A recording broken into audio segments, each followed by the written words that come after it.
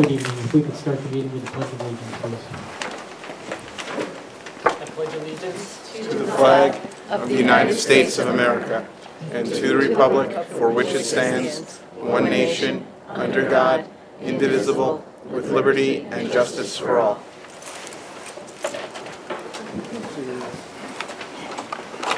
Prior to our first item of business tonight, I want to turn the meeting over to Dr. Conway for a moment to acknowledge one more student that is receiving an award this evening. So, Dr. Conway. Thank you very much, Mr. Hull. This evening we had a little snafu. We're quite delighted, however, to have two award winners with us. I just saw them come in. There's Amy Lee. And so I would ask Amy Lee and Regina Lee and Mr. Harrison if they would come up perhaps to the table in front there so we can honor them.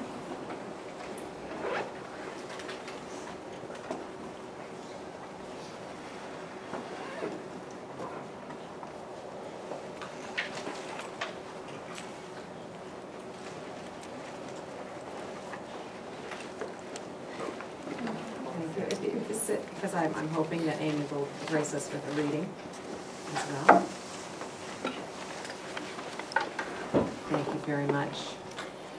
Ladies and gentlemen, the Board of Education just held an awards ceremony, and one of our awards was to go to Amy Lee. Amy is a grade 7 student at Vernon Center Middle School.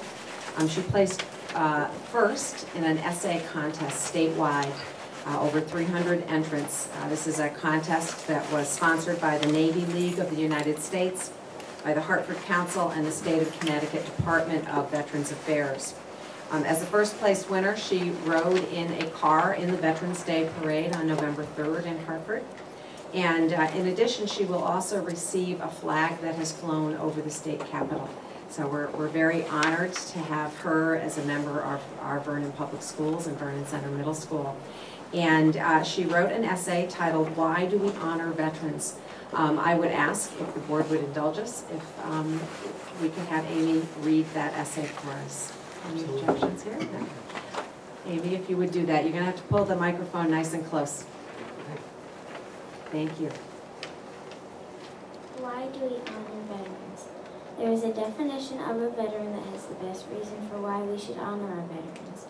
It says, whether active duty, retired, National Guard, or reserve, a veteran is someone who at one point in his or her life wrote a blank check made payable to the United States of America for an amount of up to and including my life. Veterans risk their lives for our country, for each of us, so that we can live freely, go to work, go to school, and have normal lives. When they take on that responsibility and go to war, they leave their families behind. They say goodbye to their parents, spouses, and children. They worry about never coming back. They have to travel to and live in places that are unfamiliar and unfriendly.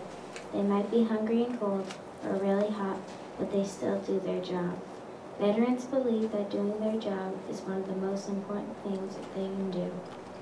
My great-grandfather fought in World War I. He came home very ill. He fought in the trenches in Europe, and he inhaled mustard gas and burned his lungs. This was the first time chemical warfare was used on soldiers. His health became very poor, and he was sick a lot after he came home. He eventually died and left behind his wife and 2 little sons. Many veterans come home with their health destroyed. My grandfather was a veteran of 2 wars, World War II and Korea. He was a sailor and enlisted when he was 18. He enlisted after Pearl Harbor was attacked. We have all his uniforms and his duffel bag. He was a tall and skinny kid. His ship was in constant danger of being attacked, so they kept moving the ship around to avoid being hit by bomber planes. One day, just after they had moved his ship to a different location, a kamikaze pilot came and bombed the ship that had replaced my grandfather's ship. He felt very lucky to be alive, but very sad for the fellow sailors that got killed. We honor people like my grandfather and great-grandfather, because without people who are willing to fight for what is right, the world will be a terrible place. More leaders like Adolf Hitler would be in power. More people would suffer. Our veterans fight, but they also help to rebuild towns, hospitals, and schools after war. They try to be good role models around the world. Every year, I march in the Veterans Day and Memorial Day parades with the Girl Scouts and school band. I also place flags on the veterans' graves with the Boy Scouts with my dad's shirt. Most of those veterans are from World Wars I and II, Korea and Vietnam. Last year, I helped make a flag display in front of our church with a flag for each veteran that has died in Afghanistan and Iraq. Our family feels proud of the work that the veterans and our family did to make our world a safer place. We feel grateful to the soldiers and sailors that are still fighting today. They really are writing a check to all of us with their lives as the payment.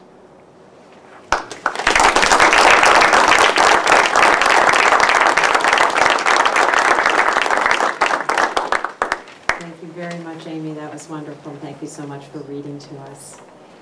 The other award that we were unable to give a little earlier is called Profiles in Professionalism. Our staff members are allowed to nominate anyone who works in the district for their professionalism for the Vernon Public Schools. And Amy's mother, Mrs. Regina Lee, in her role as the teacher of the gifted and talented located at the middle school, although she branches out to other schools as well, received that award. She works tirelessly at the forefront of any new idea, new endeavor in the schools, and anything that may enhance the education of our students. She's just all over it and bringing it to all our students. So everywhere I go, when I visit the middle school or in other areas, I'm always hearing, oh, Mrs. Lee is helping us with that. So we congratulate you, Mrs. Lee, for that, and thank you again for coming this evening. Thank you very much.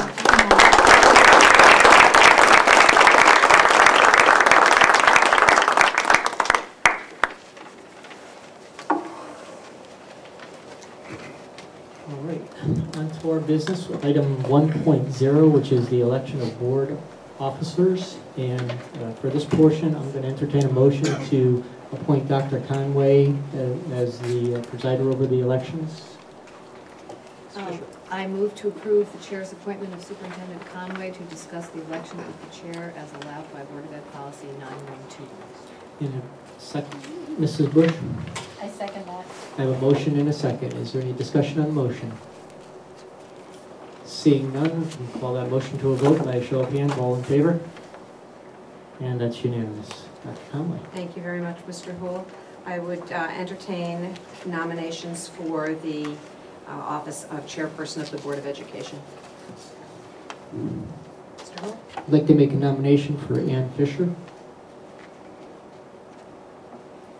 And I appreciate a second. Mr. Kerr? I second the motion.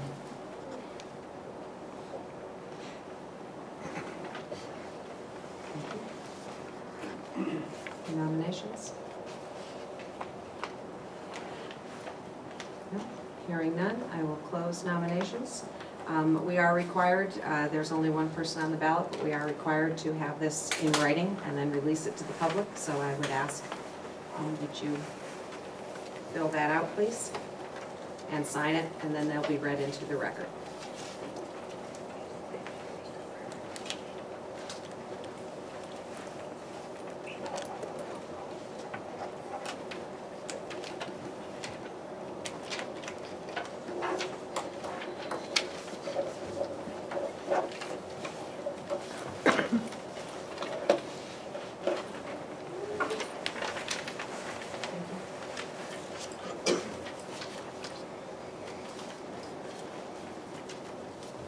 Thank you very much.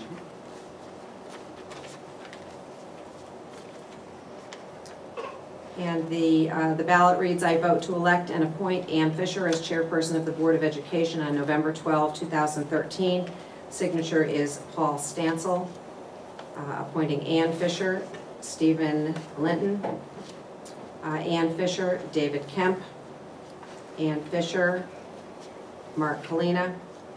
Ann Fisher, Laura Bush. Ann Fisher, Michelle Arnn. Ann Fisher, and Ann Fisher, Dean Houle. It is unanimous. Mrs. Fisher is the chair. Congratulations.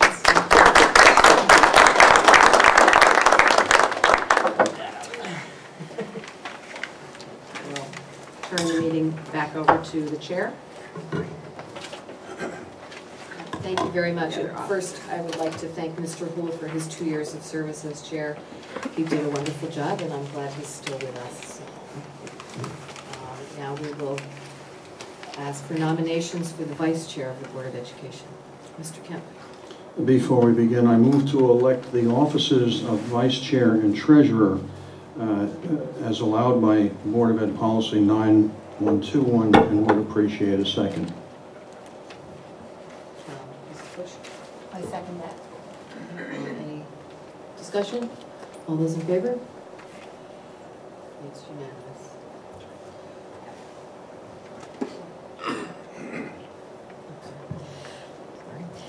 Okay, now, any nominations for vice president of the board?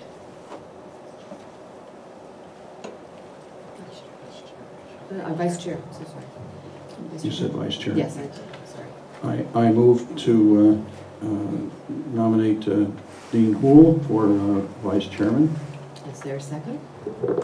I'd like to second. Mr. Linton, thank you. Any other nominations from the floor?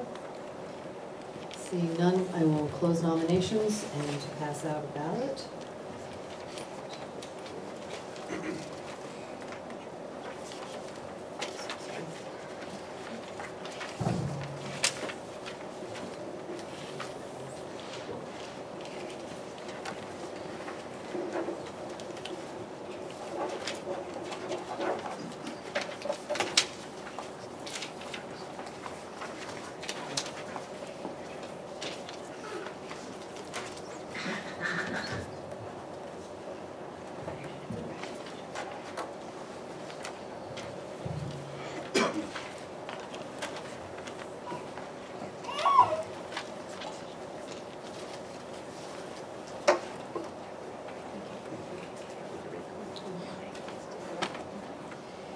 This is to appoint Dean Houle as vice chair of the Board of Ed, signed by David Kemp. Dean Houle, Stephen Linton. Dean Houle, Paul Stansel, I think. Dean Houle, Mark Kalina. Dean Houle, Michelle Arnn. Dean Houle, Laura Bush. Dean Houle, Dean Houle. Dean Houle, Ann Fisher. It is unanimous. You are now our vice chair. Congratulations.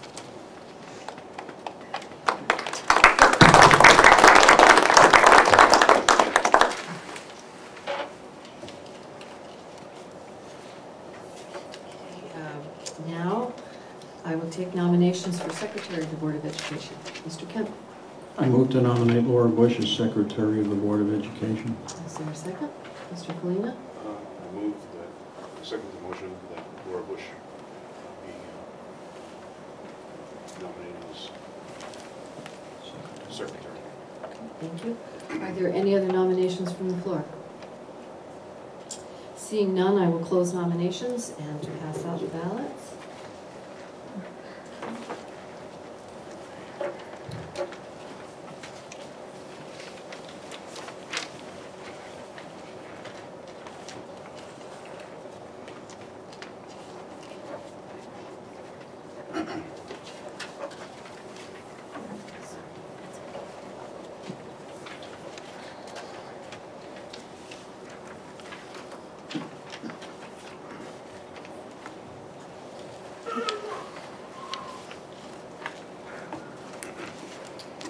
This is to elect and appoint Laura Bush as Secretary of the Board of Education.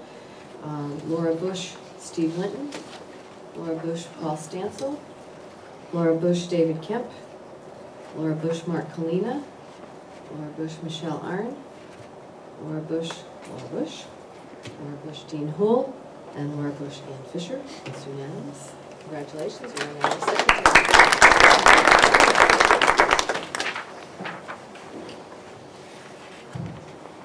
And our last office is for Treasurer of the Board. Do I have any nominations for that? Yes, I would like to nominate Mark Kalina as our treasurer for the Board of Education. Is there a second? Mr. Wu? And second, Are there any other nominations from the floor? Seeing none, I will close nominations and pass out the ballots.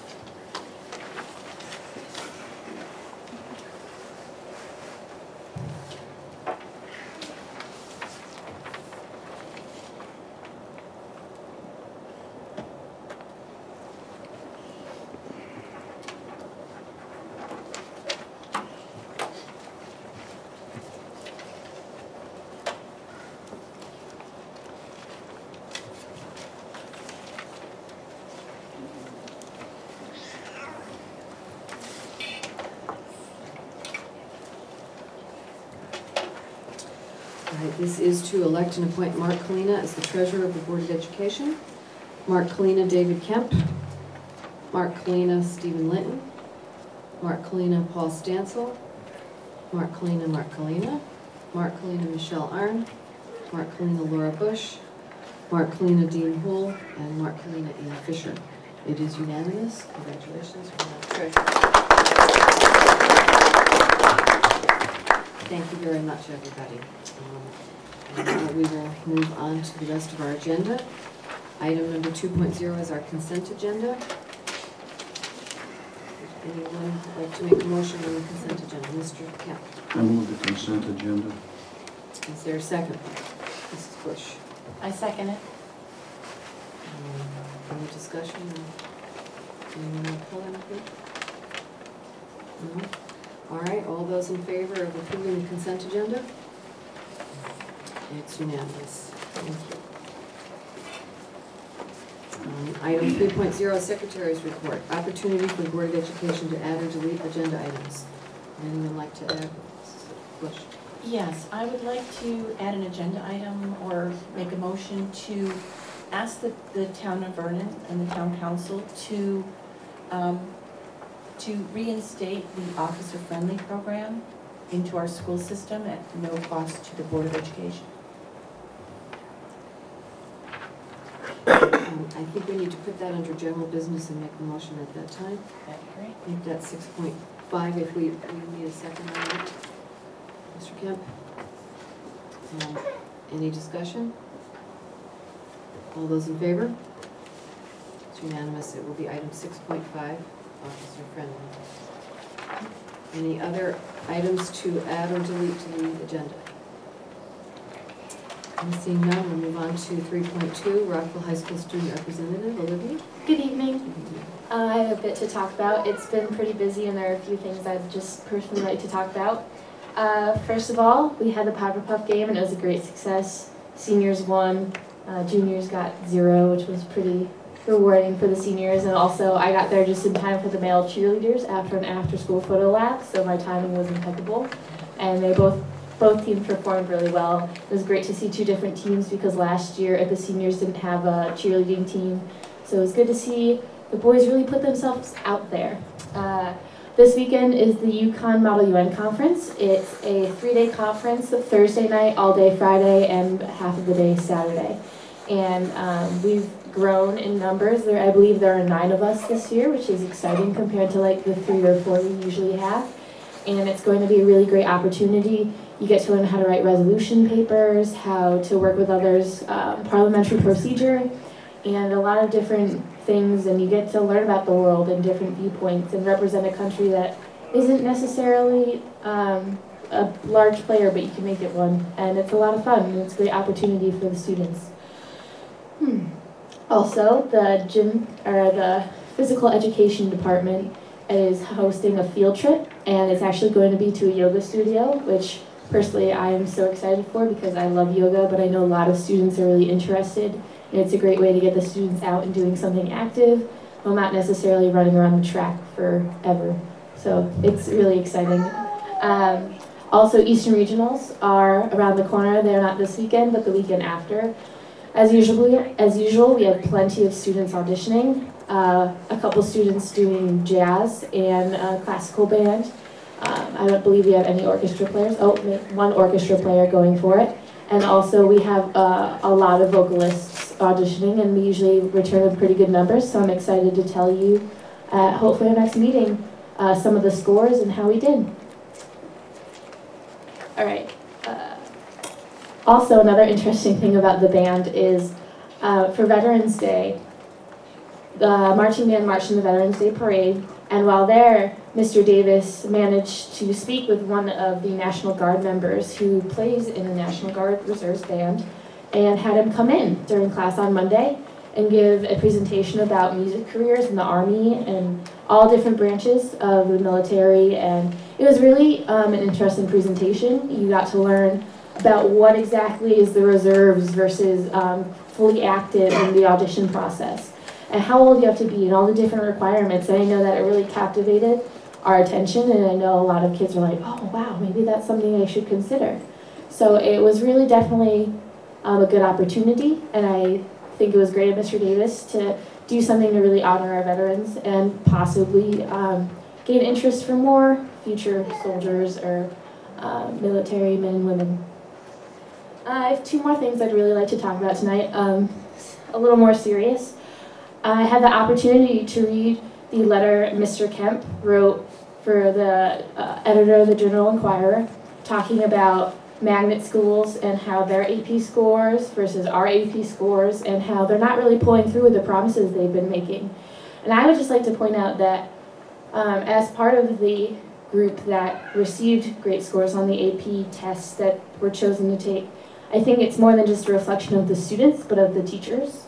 I know a lot of teachers receive a lot of flack from the public or the government or whatever you want, whatever entity, but you know, they really do make the best of it. It's a lot of what you make out of the school, and I know personally I'm going into college.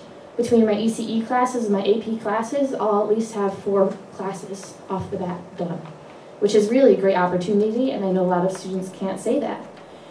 And so it just goes to show that, you know, sometimes focusing in on the really well-achieving kids doesn't hurt, rather than, you know, focusing all the attention on, all right, what are we going to do to make sure these kids go to school? You have kids going to school and making the best out of it every day. And so I think that's really valuable and reflects Rockville really well. But the second thing I'd like to talk about, and the last, is it has to do with the budget freeze. The library we're currently in, it's my favorite place in school. I know when the hallways are loud in the morning, and you're like, it's Monday, how do you have so much energy? You know, I just come in here, it's nice and quiet. The librarians are always very friendly. If you're part of the library club, you can go behind the desk and help out with the library process, learning how to check out library books and how the whole system works, which is a great opportunity for students as well as making a nice home. But with the budget freeze, unfortunately, we will not be able to remove or renew our membership for a program that allows you send in your membership fee, and for the rest of the year you receive books you know, that are in demand, you know, the most recent young adult, you know, literature. And without that renewal and without the budget freeze ending anytime soon, the library will no longer be getting new books unless they're donated or come out of credit with Barnes & Noble, which doesn't happen very often. And so I just wanted to point out that that can be detrimental to the students because, you know, every day as part of the library club, students come in. What is there that's new to read? I mean, I'm sure it'd be great if students were like, oh, let me pick up a book on, you know, philosophy today, or let me read about David Thoreau, or let me look up an SAT book, but that's not realistic. Students want to read what's now, what's coming, and, you know, we have a great book club, and students that are really interested in reading. We have a huge library club. There's over 20 kids in it this year, and not maintaining that resource. You know, how are we going to get kids to stay interested in reading when all we have to offer is, well, we don't have that book, but we can try to get it through other libraries.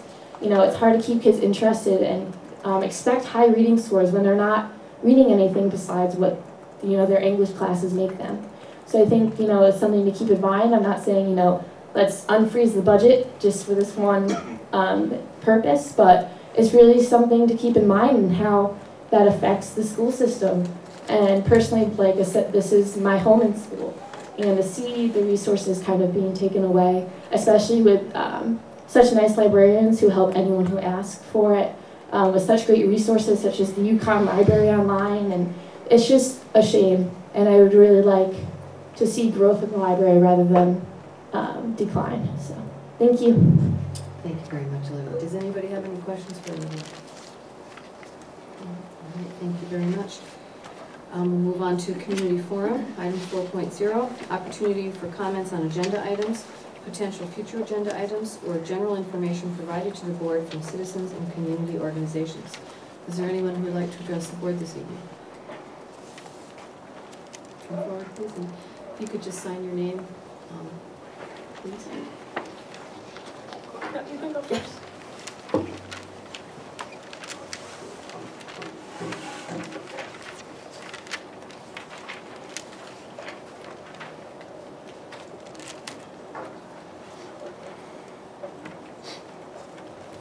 Please state your name and address also, please. Sure. It's Bert Wheeler, 27 Old Town Road here in town. I just wanted to thank Mrs. Gandolf for being interim principal at Maple Street. She's made a big impact on my kids along. They made comments coming off the bus, so I just want to thank her and support the board with her. So, thank you. Is there anyone else who would like to address the board?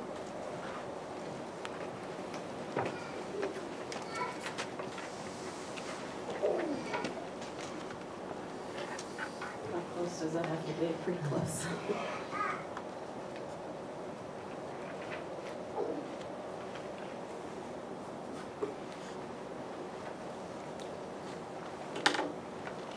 Please state your name and address also. Dot Tedeschi, 15 Allen Drive. Is that close enough? Yeah, that's okay.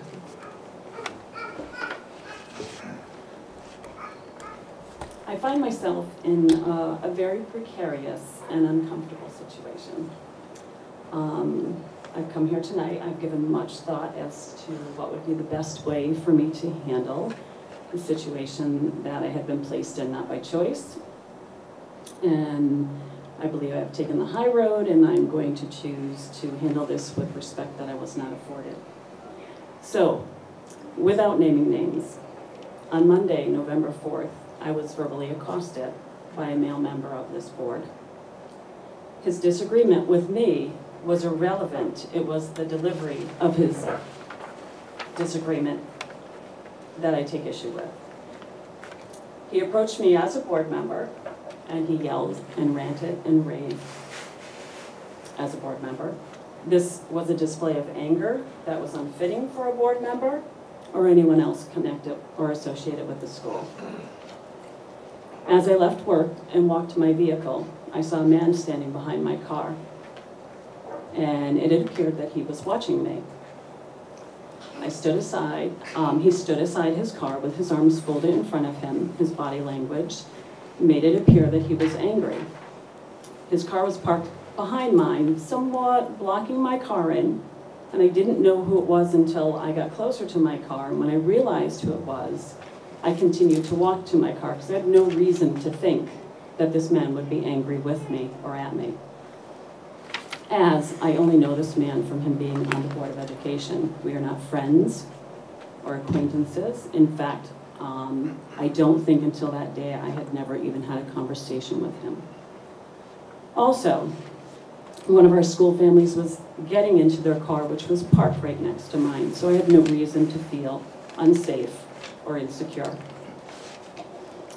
As I got to my car, he came up to me in an aggressive fashion with his finger wailing up and down at me, screaming, "Are you serious? Are you serious? Are you serious?"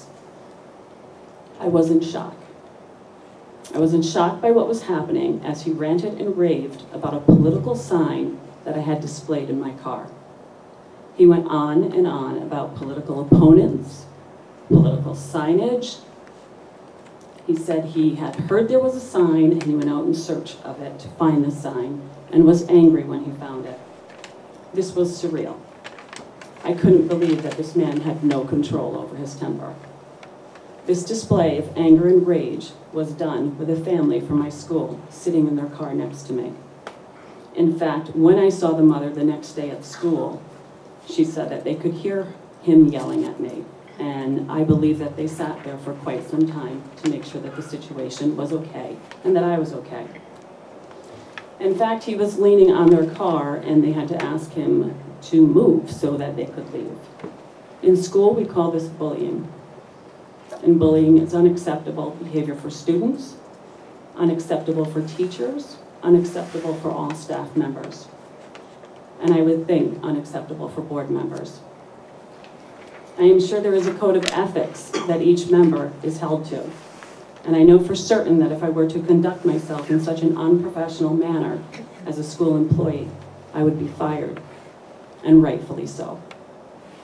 At some point, I attempted to de-escalate this person by saying if he didn't like what I was doing, there was a better way to handle this, a kinder and gentler way, that he could have talked to me as opposed to yelling and screaming at me. It was the same de-escalating that I have learned to use if I have to deal with a student that is angry. He agreed with me that he shouldn't have yelled at me and that he could have found another way to do this, and yet went on to rant and rave some more about two specific political opponents, political signage, political pamphlets. I questioned him as to what this had to do with me. I believe that his anger was misplaced and that he was angry with the political opponents that he was speaking so much about. Somehow, I guess he thought it was okay to lash out at me. It was not okay. It is not okay. Nor is it acceptable for any man to scream and yell at another person, let alone a woman.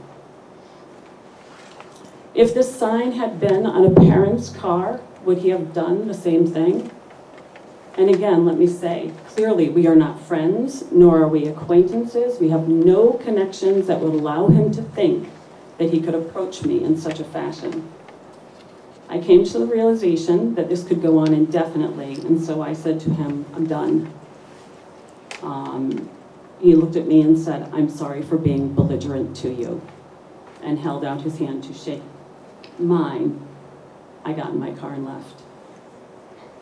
I returned to school as I had forgotten something, and I was at school for probably 30 to 45 minutes. And when I left to go home, this man was still sitting in the church parking lot where the altercation had taken place. And I have to honestly say I was concerned as to whether he was going to follow me or not. I bring this to the board as this is a serious incident that needs to be acknowledged. The inappropriate behavior that was displayed by this man is not conduct fitting a board member, and it needs to be addressed. I do expect a response from the board in regards to this incident. If you want more information from me, I've made the choice not to name a name. If you want to do it somewhere else, I would be willing to sit and speak with you about that. Thank you very much. Is there anyone else who would like to address the board this evening? I do want to comment that Mr. Percy is here, and I just want to thank him for his 4 years of service on the board. He will be missed, and we thank you for all your time and effort.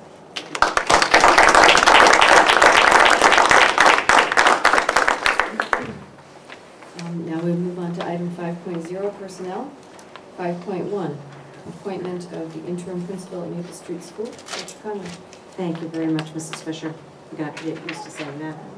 Mr. Holcomb's off the tongue. We have been very fortunate to have Mrs. Lynn Gandolf with us for the last few weeks.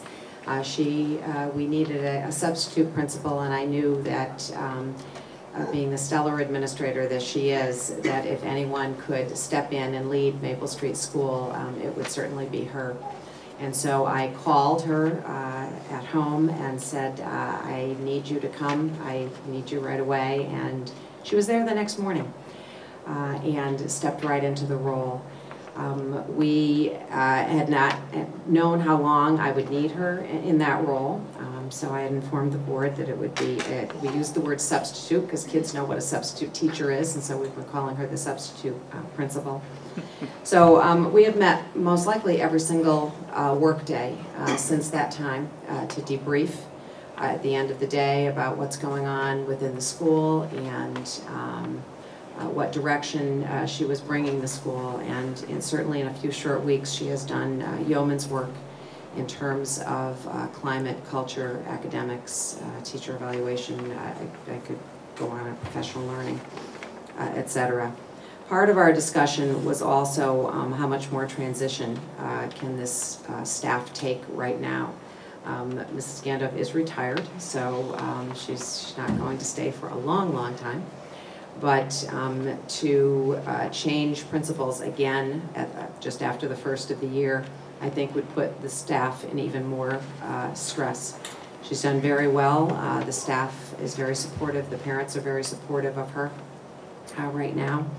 And so in our conversations, Mrs. Gandolf and I discussed finishing out the year and leaving at the normal transition time over the summer when, so you could search. We can search through the spring rather than doing it immediately, and have a normal transition time so that she can finish out the year. She is agreeable to that. I am also very agreeable to that. And so I would bring that to the board and ask you to appoint her. She has been a teacher and an administrator in the Plainfield Public Schools, which was my former district, so that's how I met her, certainly. And I would ask her to come to the table if she would, in case there are any questions of board members. And I would turn it over to the board and Mr. Hope. I'd like to make the motion that the board approve the appointment of Ms. Lynn Gandalf as interim elementary Maple Street School principal through June 30, 2014. And appreciate a second. Mrs. Bush? I second that. Any questions or comments or discussion? Does anybody have any questions for Ms. Gandalf? No discussion? All right, all those in favor? It's unanimous. Thank you very much, and thank you for stepping up and helping us out. I'm honored to be here. Thank you. Thank you so much. Thank you, Mrs. Gandalf. And she now has an hour period.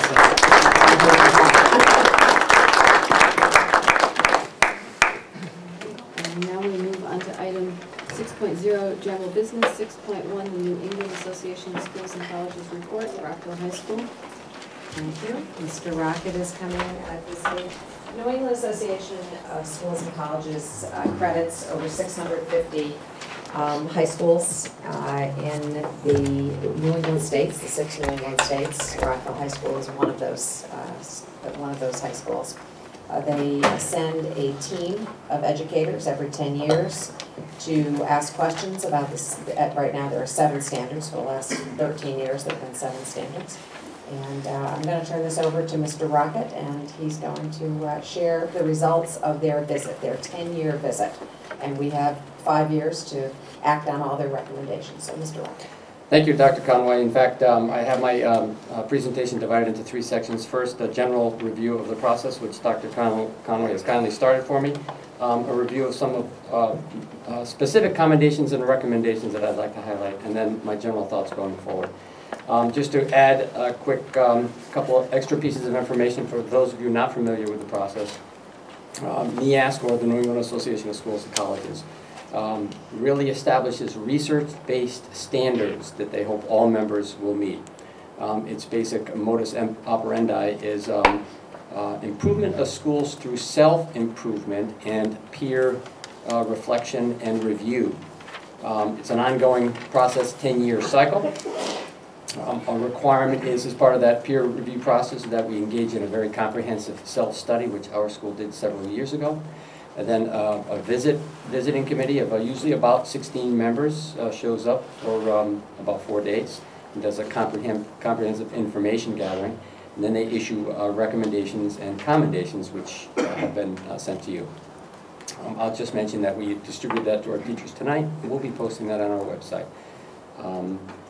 So here we are. I'll say just a couple things about some specific recommendations. I don't think you need this in front of you, but on the various sections, I wanted to point out just several ones on each one. First, with respect to some commendations on core values and beliefs. First, I would like to emphasize the first 2 that they have, that the influence of the school's core values and beliefs on the board, students, and parents, and the strong support for those core values and beliefs throughout the school and the system.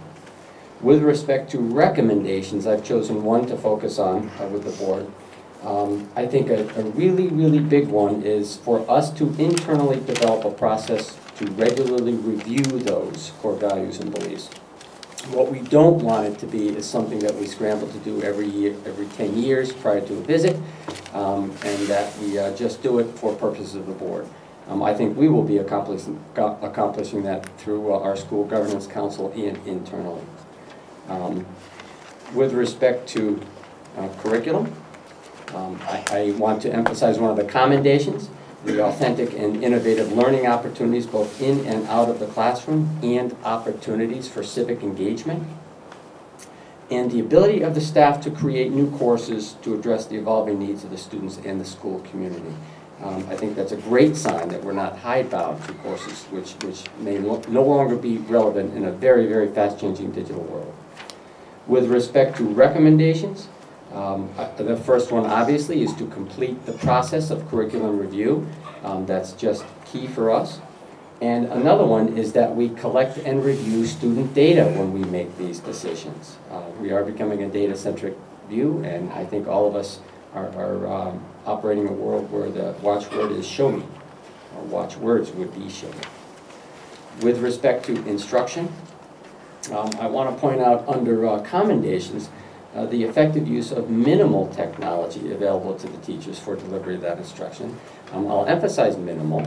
I think while we have the great wireless infrastructure, I might address under our blended learning some other technology deficits we have. But I would say that the staff that has that is struggling very effectively to use them as picked up on by NEASC. Under recommendations, the very first one really to develop and implement instructional strategies to support higher order thinking. I mean, that will always be a constant struggle for every school. How do we get better at what we do? How do we improve our craft? How do we help students learn in a better way? And really also the next one about teaching strategies, especially student-centered differentiated instruction. With respect to assessment, I would focus on the fact that a key one, and I hope you might have picked up on this, that there was clear evidence that students were provided with an opportunity to revise and resubmit their work. And in my mind, that's how true learning takes place. A classic one you might think of is an English paper. And I hope Olivia has experienced this, where you submit a draft, teacher adds comments, you revise based on that draft, you resubmit, teacher has another comment, and so you gradually improve your learning based on the teachers guiding you. Under recommendations, really the first three are with respect to our 21st century learning expectations. Not only to formally assess whether individuals are achieving them, but whether we're able to communicate achievement or lack thereof to students, parents, and the community, and whether we're able to communicate that to the entire school community. I'll take the moment to remind the board and the public about our expectations, that students demonstrate personal and civic responsibility, that they demonstrate respectful behavior and compassion, they use multiple tools to access, evaluate, and apply information, that they solve problems through analysis, synthesis, evaluation, and reflection, and that they communicate clearly and effectively for a variety of purposes and audiences. One of the things I like about NEASC is that they hold us to it. They do more than just say, develop a nice statement for the public and for you to put up on the walls. Most importantly, they say to us, show me. Collect information that shows whether we're meeting those or not. Under school culture and leadership, I think one that gets by many people, and certainly one that there's strong feelings on, that's the availability of heterogeneously grouped courses that all students must take. I will tell you that among the clearest pieces of evidence there is in education is that when you begin to group in certain classes, you leave people behind. And I don't think any of us as educators can bear the thought of leaving somebody behind. So I was personally very pleased to see that in the commendations. Under recommendations, I want to point out several. That we here have an environment that promotes faculty-led initiatives. I think that's awesome. I've certainly seen that myself this year. And that we were, that they want us to develop and implement a process to ensure greater communication between us and central office, front office, and to ensure that the principal is provided with sufficient decision-making ability. I will tell you right now, I consider that completed. I've had awesome support from central office. They let me run the ship. They listen when I want to speak, thoughtfully and carefully. And so I don't know what the genesis of that was, but we're already on our way because we've accomplished a couple. Under school resources for learning, I want to point out another important commendation, and that's the concerted efforts made by the student support staff members. And they are oftentimes the unsung heroes of a school system. We hear so much, very appropriately, about how awesome our teachers are. Sometimes we don't mention the very, very necessary contributions of school counselors, social workers, psychologists, paraprofessionals, that whole group of staff and teachers without which we could not operate a school, and which is so necessary in such a demanding time when there's so much responsive counseling that we have to do. Under recommendations, I liked, and I thought I saw, yes, our Library Media Center director here, that they want us to develop and implement a plan to ensure that kids have the opportunity to learn and apply information in the information literacy curriculum. I mean, to me, it's all about information. To allow one to meet one of our expectations, which is to analyze and come to appropriate solutions based on that analysis. Going forward, I will tell you several things. That we here have 3 teachers heading up our NEASC follow-up committee. Those are 3 outstanding teachers, 2 mid-career, 1 newer teacher. The mid-career teachers are Mr. John Graham from Social Studies and Ms. Christina Black from English. And joining them will be Laura Andrews, a special education teacher. My own thoughts are, I'm a very, very strong believer in the peer review process. I think this was a comprehensive job. I think we have a clear process going forward. I've always viewed them as marching orders. And we've got a great set of co-chairs leading us. I will tell you that we have some very skilled personnel here in the building to lead us forward. And in my mind, there's no reason we can't begin to implement some of these and continue the great path that I see Rockville High School on. So that's my report. May I respond to any questions that you have, Madam Chair? I'm sure everybody's might have some questions, so we'll get everybody to turn once, ask all your questions, and then we'll give you a second chance if there are follow-up questions after that. So who would like to start? Mr. Penn. Thank you. The area I'd like to focus on is in section 7, which basically is community resources and learning. There are a great number of issues that are brought up by the NEASC committee regarding the physical plant and site, and almost too numerous to mention, both positive and negative. And one comment I have about the report, it seems to, in several cases, contradict itself. I made a comparative chart as to where, for instance, they say we need to take ceiling tiles into consideration, and then on page 80 and 81, and on page 85 and 87, it says how we have taken care of the ceiling tiles and so forth. So I have contacted Mr. Kleinens, and what I'd like to see happen is that at the next facilities committee meeting, that he come to it prepared to go over the details of the specific plant and site comments that are made in section 7. And again, they're so great in number that I think it's going to take that level of detail. Some of it I'm concerned about, but I understand that because the time has gone by, in some cases a year or more since this was written, that several of the items have been taken care of. But then again, I think that they're all important enough that we make sure that we're all on the same page. I'll give you another example. There's comparisons of whether or not we're properly inspecting in a timely manner. And there are conflicting statements in section 7 with regard to whether or not we have or we have not done the inspections. I see Mr. Houle nodding his head. He's been very close to the facilities for some time, and I'm sure he has made the same observations. And frankly, that's only section 7 that I'm going to focus on in the facilities committee. There are significant other areas that are addressed in the other 6, not the least of which is curriculum. And but I expect the chairs of the curriculum committee and the other committees to address those. That's it. Is there any other questions or comments? Nope. I'm sorry. Go ahead. Very briefly, I would say that I personally divide those up into 3 sections, 2 of which involve long-range planning type issues, which are always appropriate.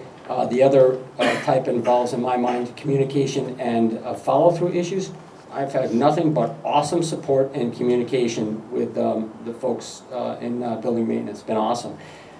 Examples are, we came in Monday and it was pretty cold in the building, long weekend, snap in temperature, etc.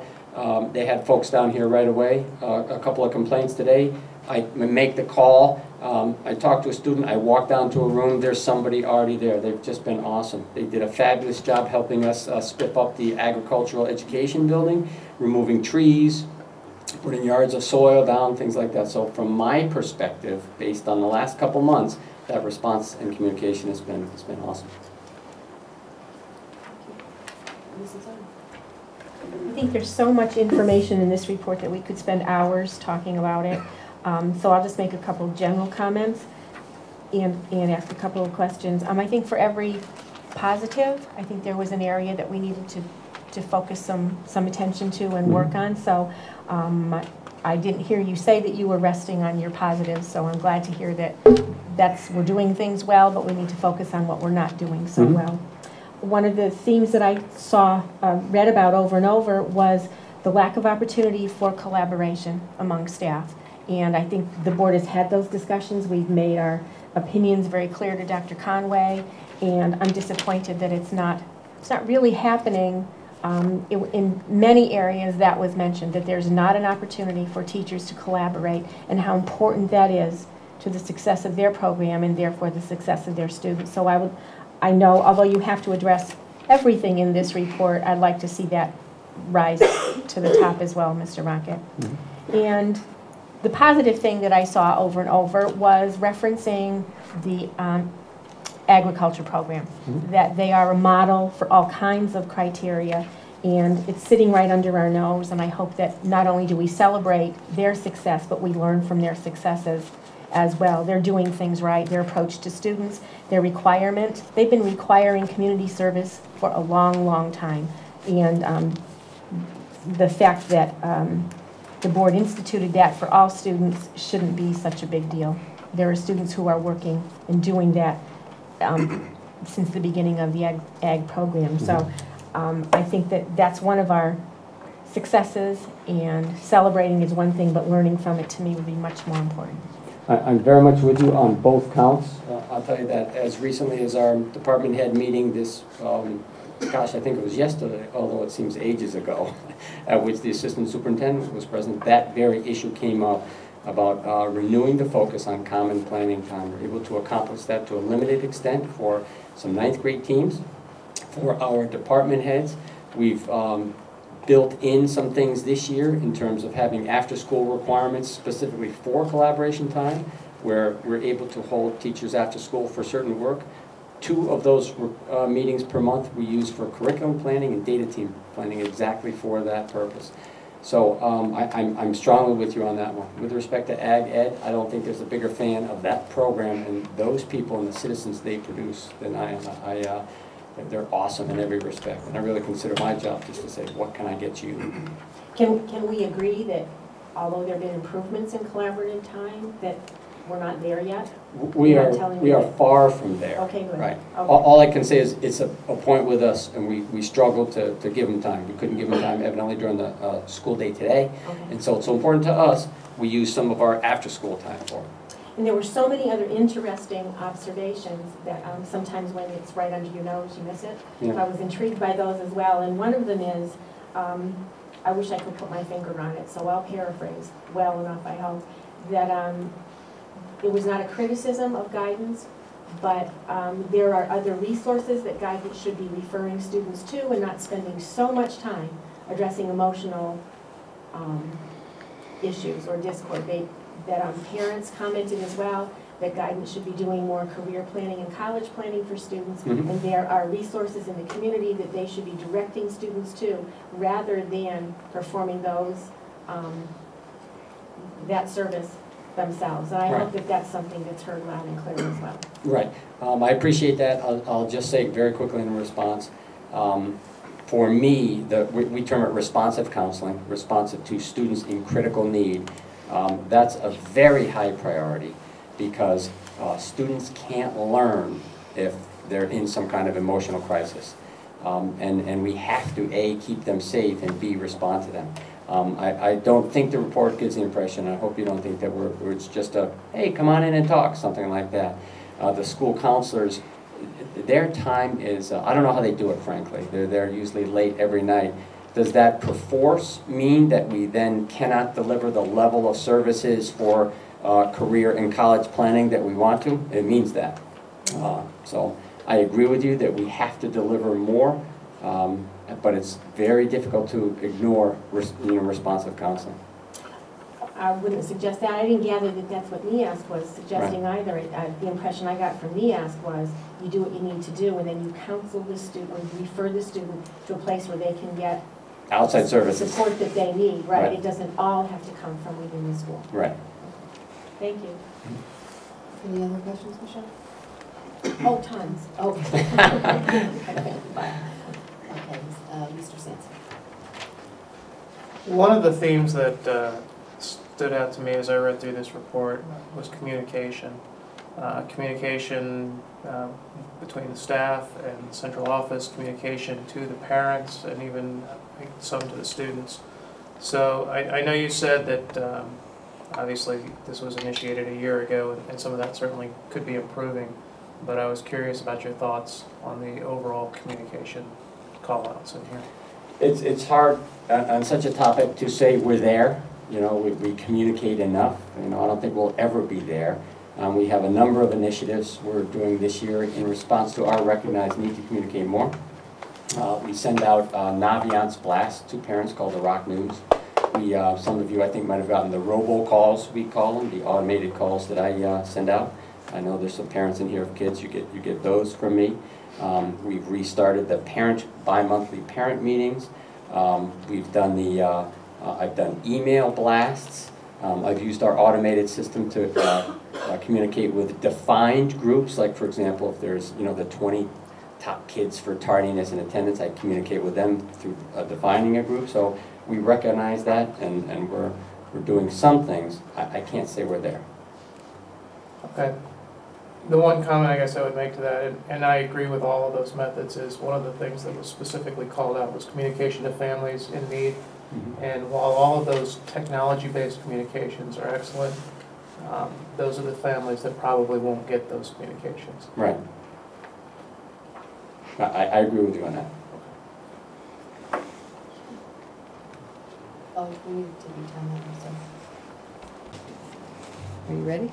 Okay. Did you have any other questions, Tom? No, I'm done, thank you. Mrs. Bush.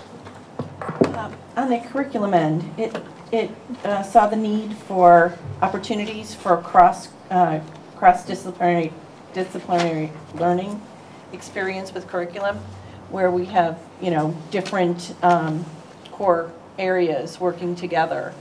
And with the Common Core, that's one of the huge themes, is working maybe, for an example, putting a language arts class or an English class together with a science class. Do you have any plans to work with some of the teachers, not just within their discipline, but to work as well with other disciplines together and giving them time to plan or to work together? Right, so it's important to understand that we haven't really dove into this process yet. It's an awesome way for kids to learn, and as you know, I'm sure, cross-content learning.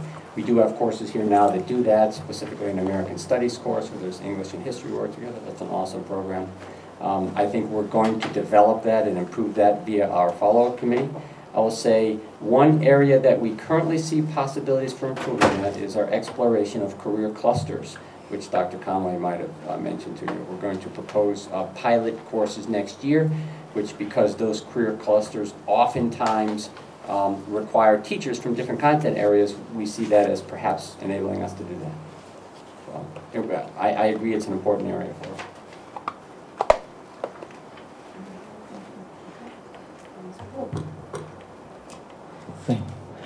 I I do agree with the comments that David pointed out regarding the facilities. I thought there was some conflict on the report. I also agree with the other comments made.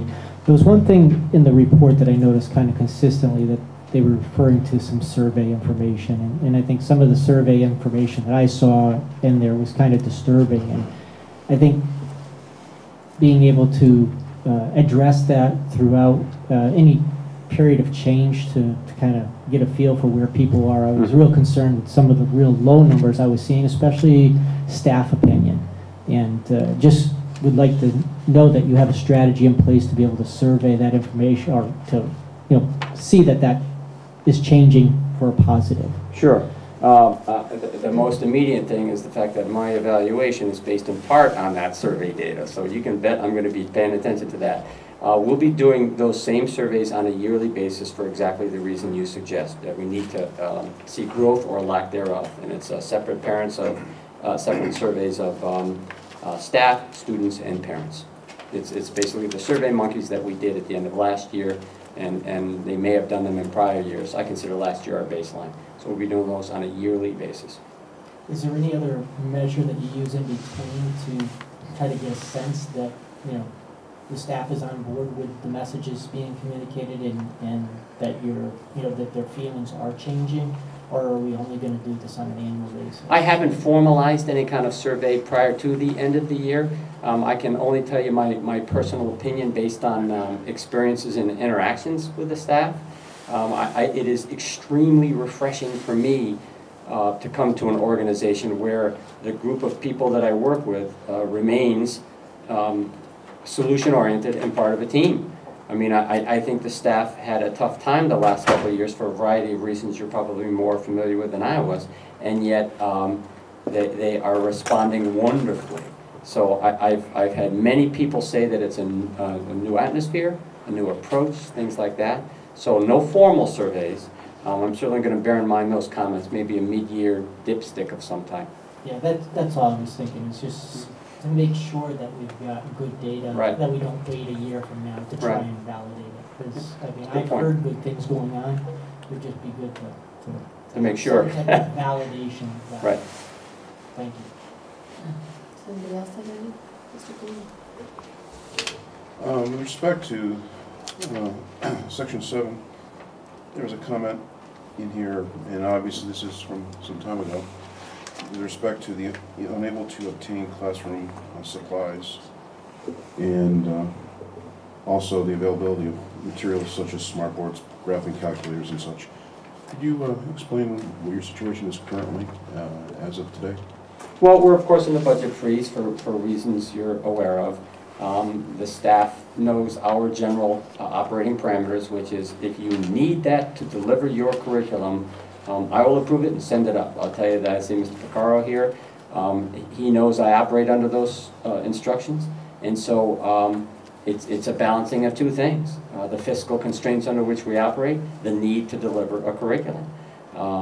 And so would we like and could we effectively use more? We certainly could. Are we getting what we need to deliver a curriculum? Yes. I'll tell you that an example might be paying for a bus to take 9 kids to the Model UN. That's important. That's a curricular matter. I consider that a matter, an example of something that we have to do to deliver our curriculum. I submit that those kinds of things are approved. Now, in terms of meat and potatoes aspects, for instance, I have one middle school student who sometimes doesn't have enough paper, or that they complain that there's, things that they need on a day-to-day basis. Are you encountering any issues with that currently, or is that improved? I've not heard of any such things. It is early in the year, but to date, I've not heard of them. The only things I've heard of are some scrambling because of all the leadership and department head changes. Like the one that jumps to mind is we forgot to order clay because of some changes in personnel and stuff like that. So I've not heard of, I don't have enough paper, pencil, things like that. Thank you. Anybody else have any other questions or comments? Olivia. I usually try to wait till people have gotten their questions out. But I just thought maybe as a Rockville High School student, I may be able to give a little bit of perspective, adding on to what Mr. Rocket has to say, so that you kind of get a student perspective. And I thought that might be helpful. just to let you know, I've had both Ms. Black and Mr. Graham, and Mr. Graham for civics, and he's dealt with, civics is one of the first courses that has no level. It's technically a college level class, but that would be averaging out toward the middle population of students. And so he ran it very well, very professionally. He's very well liked, and so he really has experience in that. And I've had Miss Black for 2 years. This is my second. She taught my AP class last year. She's fabulous. She got thrown the course 2 weeks before school started because one of her fellow teachers had to go in for back surgery, and she taught AP. And so she took it under her wing, and it's not an easy class to take on 2 weeks before school started, but she handled it very well. Myself and other students, I personally received a 5 on my AP English. So that definitely reflects teaching style, and I know I wasn't the only one. All of us at least did well. And I have her for ECE, Writing Through Literature, this year, and it's really great forum. Going off English classes, like Mr. Rocket was saying, for essays and rewriting your work, talking about the English essay, that has always been an opportunity that the English department has. You know, you get your grade back and you're not pleased with it, whether you got a 96 or a 76 or even lower, they give you the opportunity to better your writing. And even in my ECE classes where it's a little more strict, you know, the teacher isn't just going to read over it and give you all the comments, you know, you have to figure out what you want help in. But they're very open if you want to meet again, and we even have the opportunity to rewrite. And so it's really great. Going off the appreciation of paras and other subgroups of employees that don't usually get recognition. I might be a little biased because my mom is a paraprofessional, but a lot of departments sometimes don't get the gratification that they need. And I know my mom works really hard. I know a lot of the other paras and guidance counselors, and they all work really hard, and they are as important as the teachers and everything that makes the school run. Sometimes it's just kind of behind the scenes. And for college, like I have a lot, sorry, college and career planning based off guidance counselors, and you know how to balance career versus emotional problems. I've had to go to them for both. I've been bullied, I believe, my freshman year, and I went immediately to Mr. Rhodes, and it was handled, and I faced no more problems, and it was done spectacularly. We met with the other students that I was having problems with, and it was handled, and I didn't have to worry about it, and I think that's a great thing to be able to say. And concerning college, I've already finished all of my college applications, and I know Mr. Rhodes, you know, I had no problem going to him and saying, look, I'm going to need this, this, and this by the end of this time, and what does this mean, and why am I waiving my right to view this, and all these different questions, and he was right on it. And you know, a lot of the time kids don't even think about, well, I'm going to college next year, so you know, there's only so much a guidance counselor can do to push kids in the direction that they need to go. The graphing calculator and the different resources that we have, all math classes that I've been in, personally, I don't have a graphing calculator. I lost the one that I got in 8th grade from the school, so my parents didn't really want to buy one for me. But they always have them in the classroom, always available for students, and always a great resource. So I just wanted to bring some of that to your attention. My last comment is, I know there's been a very big focus on goals and objectives, and I just want to make sure that while these are important, sometimes it might get in the way of what teachers are trying to teach. You know, they're so focused on objectives and goals and, oh, is that updated on the board? I know that one of my teachers had to spend a whole planning period putting up a new goals and objectives section on the blackboard, but that needs to be continually updated. So how much time is being lost for actually grading and doing things that involve teaching to put attention on these goals and objectives, which are great goals and objectives, but finding a balance. So, thank you. Thank you very much. Any follow-up, Mrs. White? Yeah, I'm thinking that based on the magnitude and the importance of the recommendations by NEASC, that I'd like to move that the Rockville High School administration report their progress to the Board of Education at a March meeting and at a June meeting, just to keep us in the loop for, about how you're progressing and where you need help or support and what's working well, and a progress report, I guess. I'll leave it at that. Did you say March and June? March and June. Is there a second, Mr. Stansel? Okay, any discussion on that motion? Could I just say to Mr. Rocket, I'm not looking to make a lot of work for you, Mr. Rocket, not at all. Simply an update. We all have the report. We should hang on to the report. We know what the recommendations are. You've told us what your, I gathered it was kind of a priority list for you.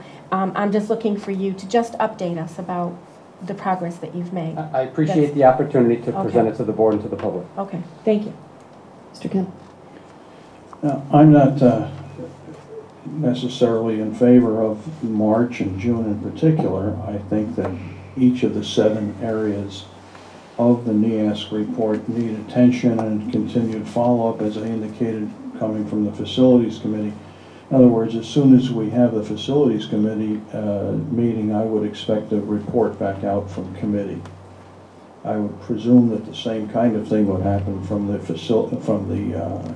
Curriculum Committee, etc. And that might happen a lot sooner than March. So in as much as I'd like to see periodic reporting from whether it's Mr. Rocket or from Mr. Kleinens or Dr. Conway, I'm not particular about who does the reporting. And nor am I particular about whether it's March or June, but certainly before the end of the school year, and at some time maybe in February. But in the spirit of what Michelle is trying to accomplish, at least twice before the end of the school year. So whether or not March is important, I don't know whether it fit or not. Let's say if it could be February, why wait till March? And why wait for it to be, the whole thing? As these 7 pieces can be addressed. If Mr. Rocket or Dr. Conway would like to come back to us at the next board meeting with some information, that would be helpful as well. My motion doesn't preclude anybody reporting anything at any time. I didn't want to leave it to chance. That's why I suggested at the end of the year might be an appropriate time to hear where the process is at, and sometime between now and the end of the year. So I'm not married to March. I just didn't want to leave it up to the discretion. I didn't want to leave it unspoken or unspecified so that it could slip away before we knew. I would say unless Mr. Rocket objects to the March and June, I don't understand why that couldn't work, unless Mr. Rocket doesn't think it would work. Mr. Rocket, you have a comment on that? The only comment I would make is it is a multi-year plan, and I'd be happy to bring it back, but again, we do have other things to do. While this will be a focus of the building and one of our big focuses, these things take time. So, but otherwise, I'd be happy to anytime the board so desires. If I may, thank you. I just wanted to comment, the process, as I said, is a 10-year process. However, there will absolutely, for every school who goes through this, there is a 2-year report, and that would be 2 years from this spring, so 1.5 years from now, and there's a 5-year report. That's the minimum. In addition to that, oftentimes, there are special progress reports. I do anticipate a special progress report. I was not in on the discussion of this particular report. It was not in my committee, but I'm on the commission for the New England Association of Schools and Colleges, and so I would anticipate, having read this and knowing other reports that I give recommendations on, that we will be receiving a letter. It should be the end of November, beginning of December, and so I would expect to bring that letter to the board at your December meeting, December 9. I would be surprised if it came after that, but to bring that, and in that letter we will know whether or not we have a special progress report to write and what those highlighted recommendations were by that particular committee on the commission, which again I'm not privy to. So, so there is a cyclical process that will happen, and we will be back. That's not precluding coming back to the board twice before the end of the year. That's I don't know how much we'll have, but there will be a comprehensive report. The 2-year report will have to address the number of recommendations that have been completed, planned for the future, in progress, and by the 5-year report, all recommendations have to be completed at that point. So I don't know how comprehensive the reports would be in March and June, but I'm sure there will be things that will be able to actually will move us along on any special progress report or the 2-year progress report as well. So there is normal reporting out. Thank you. Thank you. Mr. Kemp? Well, I don't want to confine it to a report from Mr. Rocket either. I mean, some of the things recommended by NEASC are systemic. They had to do with the board and the council delivering the funding to support the educational process. That's not his task to solve. So there has to be some reporting that's more systemic than specifically Rockville High School. So if the report is going to come to us from the high school, that's great, but I would like to see more than simply the high school piece of it come to us. And I really don't want to wait for a 5-year report and a 2-year report. There's some of these things that need to be talked about right away. Let me give you an example. The NEASC refers to they call it the long block. I mean, we adopted the block schedule 10 years ago. And there's if I read between the lines here, there's some implication that there may be opportunities to do some professional development, and they're referring to the fact that we have a long block structure here, and it might facilitate some of the professional development that's being requested by staff. Now, we don't need to wait a year to hear about that. If you have comments that you want to share with us that have to do with what form block we continue to have, please do that. Okay. Okay, like now or no, at some future date? Right. Okay. Unless you have one. Thank you. I mean, as another example, I really would like an explanation as to why the seniors are creating a schedule such that they have 2 free periods and are absent from the building to the extent that I'm reading that they are. You know, as far as I'm concerned, that is not letting the seniors in the honor roll get an early release at the end of the school day. That's what I thought releasing meant. I didn't think it meant that they were creating 2 of 4 blocks in a day where they're gone from the building. If this report is right, that's what I'm learning. And as far as I'm concerned, that needs to be discussed right away. Point of order, please. There's a motion on the floor. I didn't know there was. Yeah. This is a motion to Apologize. have progress report on the NEASC recommendations. Do you want to amend it to be twice before the end of the year, 2 times, rather than saying specifically March? You want to leave it on March? That's fine. Again, unless Mr. Rocket disagrees, I'm looking to be sure that it doesn't get forgotten, and whatever there is to report, it may not be tons of information, just like to know that there's being progress made. That's all. Okay. So I'd prefer to leave it at March and June unless Mr. Rocket disagrees. Oh, ma'am, I'd be happy to. Thank you. All right, well, now we'll take a vote on that motion. All those in favor? It's unanimous. Thank you. Thank you very much, and good luck. Thank you. Now we will move on to item 6.2, report on blended learning at Rockville High School. Thank you. While we're setting up, I'll say several things. I'm asking my colleagues, Ms. Vernon, the Director of School Counseling, and Mr. Scott Dickinson, our blended learning teacher, to join me just so you can listen to them. And I'm going to move over to the screen for a moment.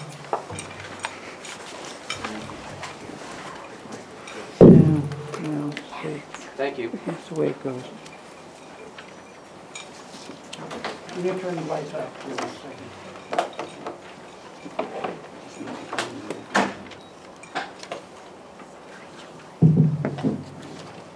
Thank you. And so 5 quick sections to my presentation tonight. A general introduction of blended learning for those of you that might not be familiar with it. This quick 4-minute video that is by Arnie Duncan and includes some comments by our kids and our blended learning teacher. Comments from our blended learning teacher, Mr. Dickinson, comments from Ms. Vernon, really our program manager, and then some final comments from myself on how to personalize learning. Just for a quick refresher for those of you that don't know what blended learning is, you might be familiar with computer-based learning or e-learning or digital learning. It goes under a variety of names. That can take many forms. There's purely online learning where there's no face-to-face. There's blended learning, which is what we have here, which is a combination of online learning and face-to-face learning. Synchronous learning, where teachers and students communicate at preset times. Asynchronous learning, which I referred to in the blurb to the board, where you don't need to line up those meeting times. Instructor-led groups, pure self-study digitally, self-study with a subject matter expert, web-based, computer-based with a CD-ROM, and audio-visual tape. So there's a variety of digital and e-learning methods that can be used. And tonight we're focusing on that blended, which is a blend of online, asynchronous learning with scheduled face-to-face times. The video is 4 minutes, and it's by Arnie Duncan and some of our students.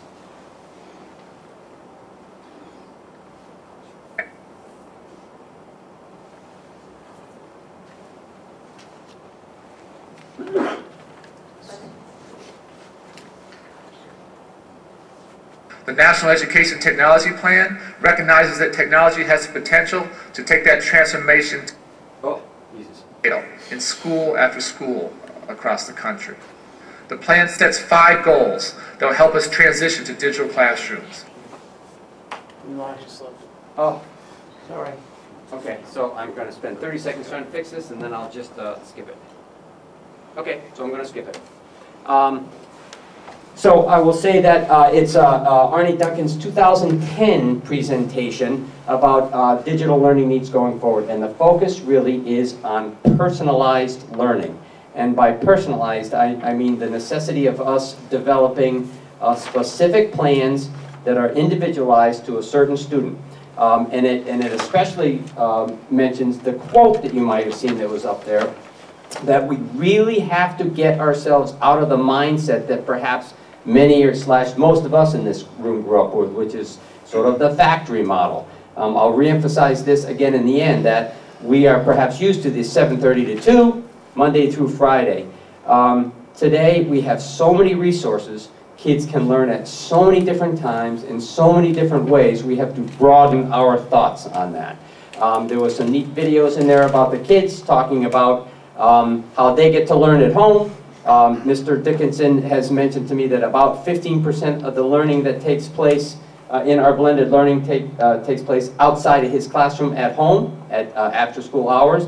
Perhaps not a huge moment, but remember, we are developing our expertise in this now and building our experience base now. The kids talked about the ability to self-pace. We encourage them to do that, provided they're meeting a certain pace. Namely, part of Scott's job is to monitor and prod and push and support, etc. Scott mentioned, and I'll probably turn this over to him when he speaks, about how it has changed his role as a classroom instructor. So I'm sorry we couldn't see it. I tested it twice, but those are the breaks of naval air, as they say. So I will invite Scott and Kim back up to the table. Mr. Dickinson came aboard. He is our blended learning teacher. I'll hand the mic over to him, or I'll just give him this one, and I'll ask him to talk about his role as a teacher in a blended learning class and some of his experiences. Scott? Good evening, board. So as Mr. Rocket stated, I'm new to Vernon Public Schools and to Rockville High School. I just want to tell you a little bit of my background. For the past 2 years, I was actually a biology teacher at CREC. When Mr. Rocket offered me this opportunity to kind of take over this blended learning model, it really intrigued my interest. Being interested in the sciences, this was a different aspect in my teaching for me. So one thing that I really enjoy about this position is I don't really see myself as that dictator teacher in front of the blackboard. Instead, I see myself as a coach for the students. And if you come into my classroom, you're going to notice a lot of inspirational quotes. And actually, my first week in the classroom, one of my students actually asked me, "Mister, were you a coach?" And I said, "Yeah, I did do some coaching of football, but now I feel like I'm more of a coach of education for it." So it was really great to see the students notice this change in the blended learning model that is at Rockville High School. From what I found, the NovaNet, as what it was previously referred to, was really just a rotational duty for teachers. Students were put into the NovaNet system to work on regaining credit. Once again, on my first week on my job, one student actually approached me and said, "You know, this is going to be a lot better this year. I actually have a teacher available that is willing to help me and can answer my questions." And that felt really good to hear, especially only being 1 week into the position. So you're probably asking, what does the class look like on a day-to-day basis? The first thing that I've taught my students to do is to set those personalized learning goals for themselves. This is a way that I feel the students can kind of motivate themselves. And what I found with blended learning is students really learn to take responsibility of their education, which is a great thing. And in essence, what's that doing? It's getting them more college and career ready. A lot of courses nowadays are completely online. All right, I'm actually looking into continuing my education with getting a master's in e-learning. And what is it? It's completely online classes. So the aspect of having the students be rather independent gets them ready for those future courses that they might be encountering, whether it be job training or future education. At the end of the class, I also have the students evaluate themselves. How successful do you feel you were in this class period? How productive were you? And as Mr. Rocket said, a lot of our students just need that motivation, that prodding. Also, when students get frustrated or angry or just don't understand the material that's being presented to them, I kind of step in as that coach, that one-on-one tutor, the one that's going to actually de-escalate that frustration and lead them to success. And I feel like that is why I enjoy my job so much, is because I see that success every single day, every period that I'm working with a student.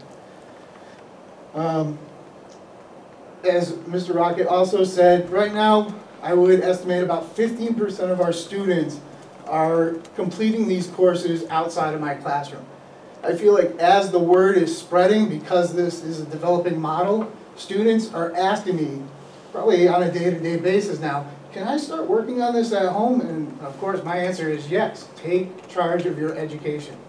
And students that have been sick, out of school for 2 days, they take advantage of it. I had a girl come in, I was out 2 days, and the only thing I was able to work on was your class, my biology. So that's great to hear as well, that students are utilizing the resources outside the classroom. This is also, I found, to be a great tool for students that aren't successful in the traditional classroom setting. I have a student right now currently that suffers from a severe anxiety disorder. So this really allows her to work at her own pace. If the anxiety starts to build up, she can take a break from it and go back at a different time. As a matter of fact, that same student today actually stated to me, "Well, what do I do when I finish my courses?" I said, "Well, we can put you into elective, we can give you a study hall." She said, "I don't want to leave. I just feel so relaxed in this environment that, you know, I don't want to be anywhere else in the school." So I said, "Well, that's a situation that we can talk up with guidance. I'm sure we can come up with an agreement there." So once again, I just feel like this is a great opportunity. I look forward to actually moving this model from my single classroom to more of a school-wide initiative. And that's basically it. Does anyone have any questions for me? I just wanted to say congratulations on a successful model. I look forward to the opportunity for the board to help you expand it. As someone who failed at a standard college and then managed to get my online education later in life.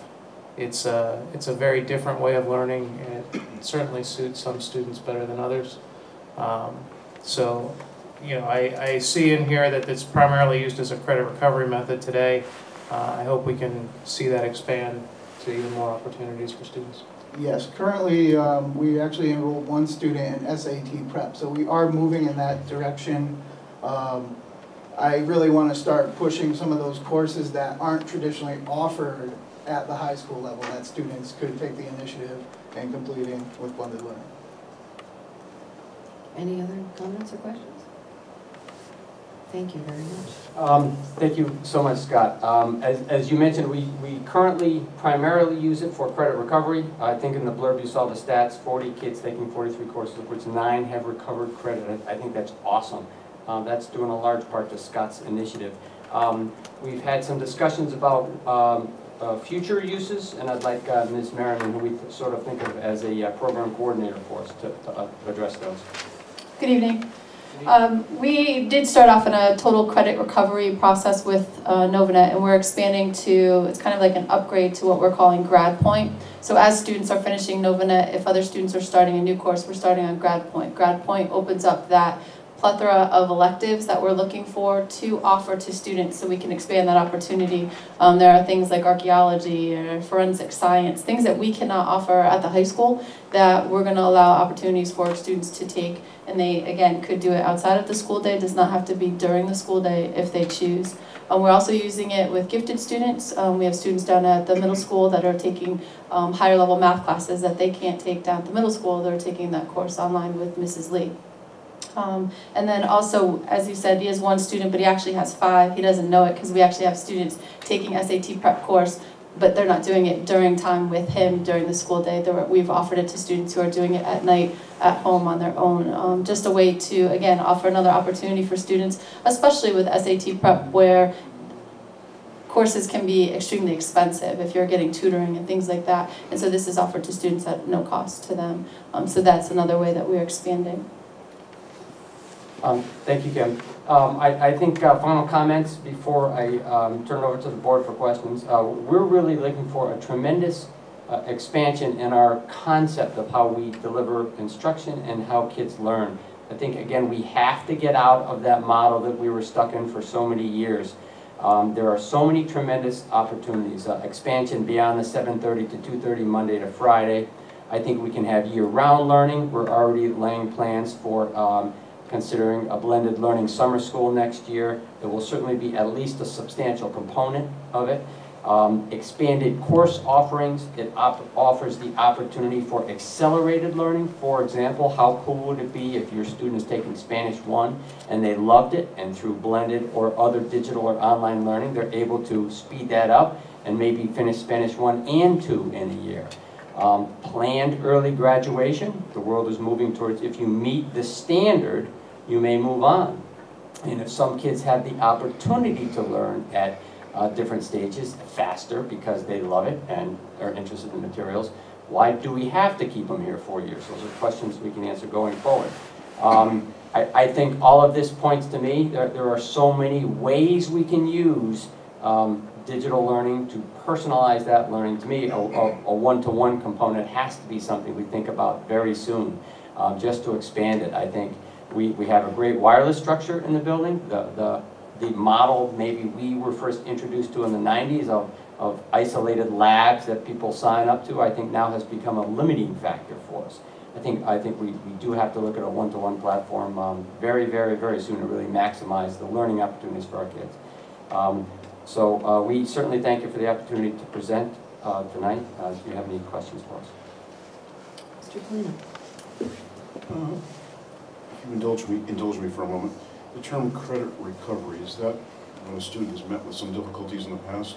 Yes. Is looking to recoup the opportunity to pass the course in question? Correct. So for example, if they did not pass English 9, they might be in English 10, but taking English 9 on Novanet to recoup that credit. No, I heard a statistic that was 9 out of 43 had so far this year. This year. Can I just add one thing about the credit recovery? Sorry to interrupt. The program is set up such that it pre-tests students on sections. And so if someone has failed a course, they don't have to take the entire course via digital learning. They'll get a section, they test on it, they pass it, they move to the next. So it gets the student, it takes advantage of their pre-learning, which is why some can move through it pretty quickly. If you take a course sua sponte, you have to start right from the beginning. So credit recovery does allow kids that already have gotten a substantial amount of knowledge to move forward quickly. Now, if a student finds this advantageous and does well in e-learning, for lack of a better term, will they be able to take home a computer or use some sort of device so that they can, not everybody has a computer at home, and there's an underserved element in our population. Right. And I was wondering how that would impact those students who would like to take advantage of the opportunities to work at home, or if they're long-term illness, as an example, so that they lose less ground in their education. Right. I think I would love the opportunity to present to the board as quickly as you would like some kind of proposal to do that, because I think there's so many things that a one-to-one program provides. One is it levels the playing field with respect to equity issues. Not everybody has access to resources at home, digital resources that you and I might have. So I think that's a huge matter.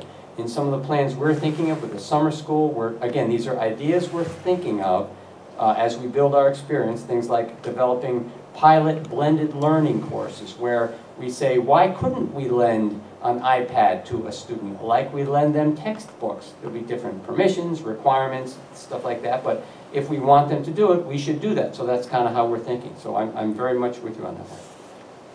Thank you. Mr. Holm. I just want to echo that I really agree with this program. It's a great start, and I'm encouraged by what I'm hearing.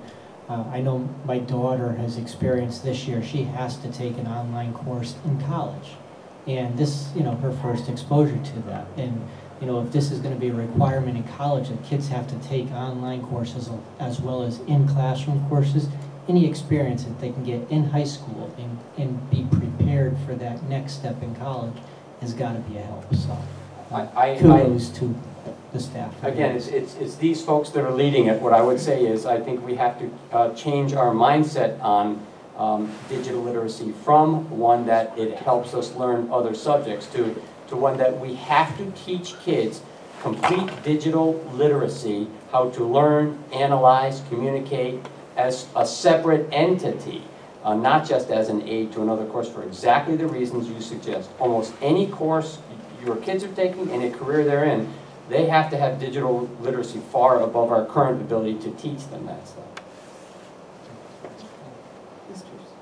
Mr. Kemp first, I'm sorry. Mr. Kemp. To what extent might your responsibilities overflow into the middle school, if any?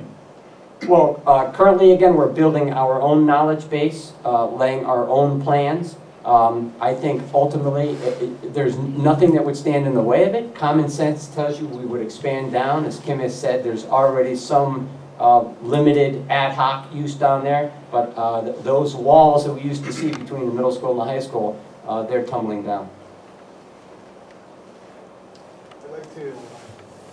If I could just add also, a couple of students at the elementary school it's located inside the high school have also started adapting Novanet for the students that don't necessarily fit in, once again, that traditional classroom setting.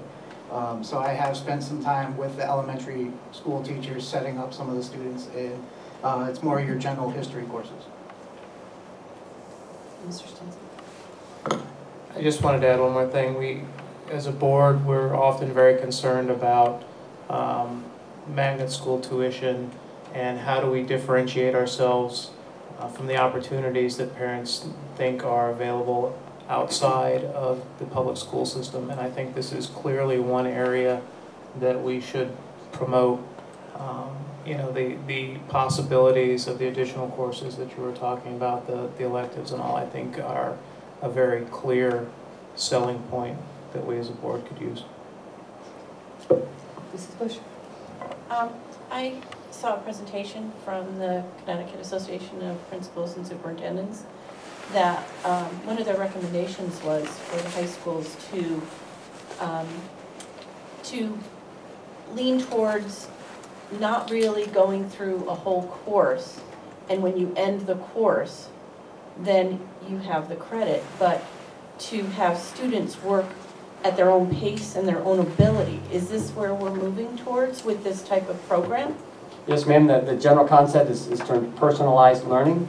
We are, again, perhaps grew up constrained in our thinking that you have to start in September, you'll finish in June, you'll get 1 credit. This kind of learning allows outstanding differentiation. A pilot program I ran in another school, for example, was a blended learning health class. And the way it worked was they would check in with a teacher every day or when scheduled at a certain time. He'd just mention any administrative stuff he had, and then if you were on or ahead of his track, you could go to a common study, a quiet place, and you're off. And he was able to really concentrate on the kids that needed that teacher intervention.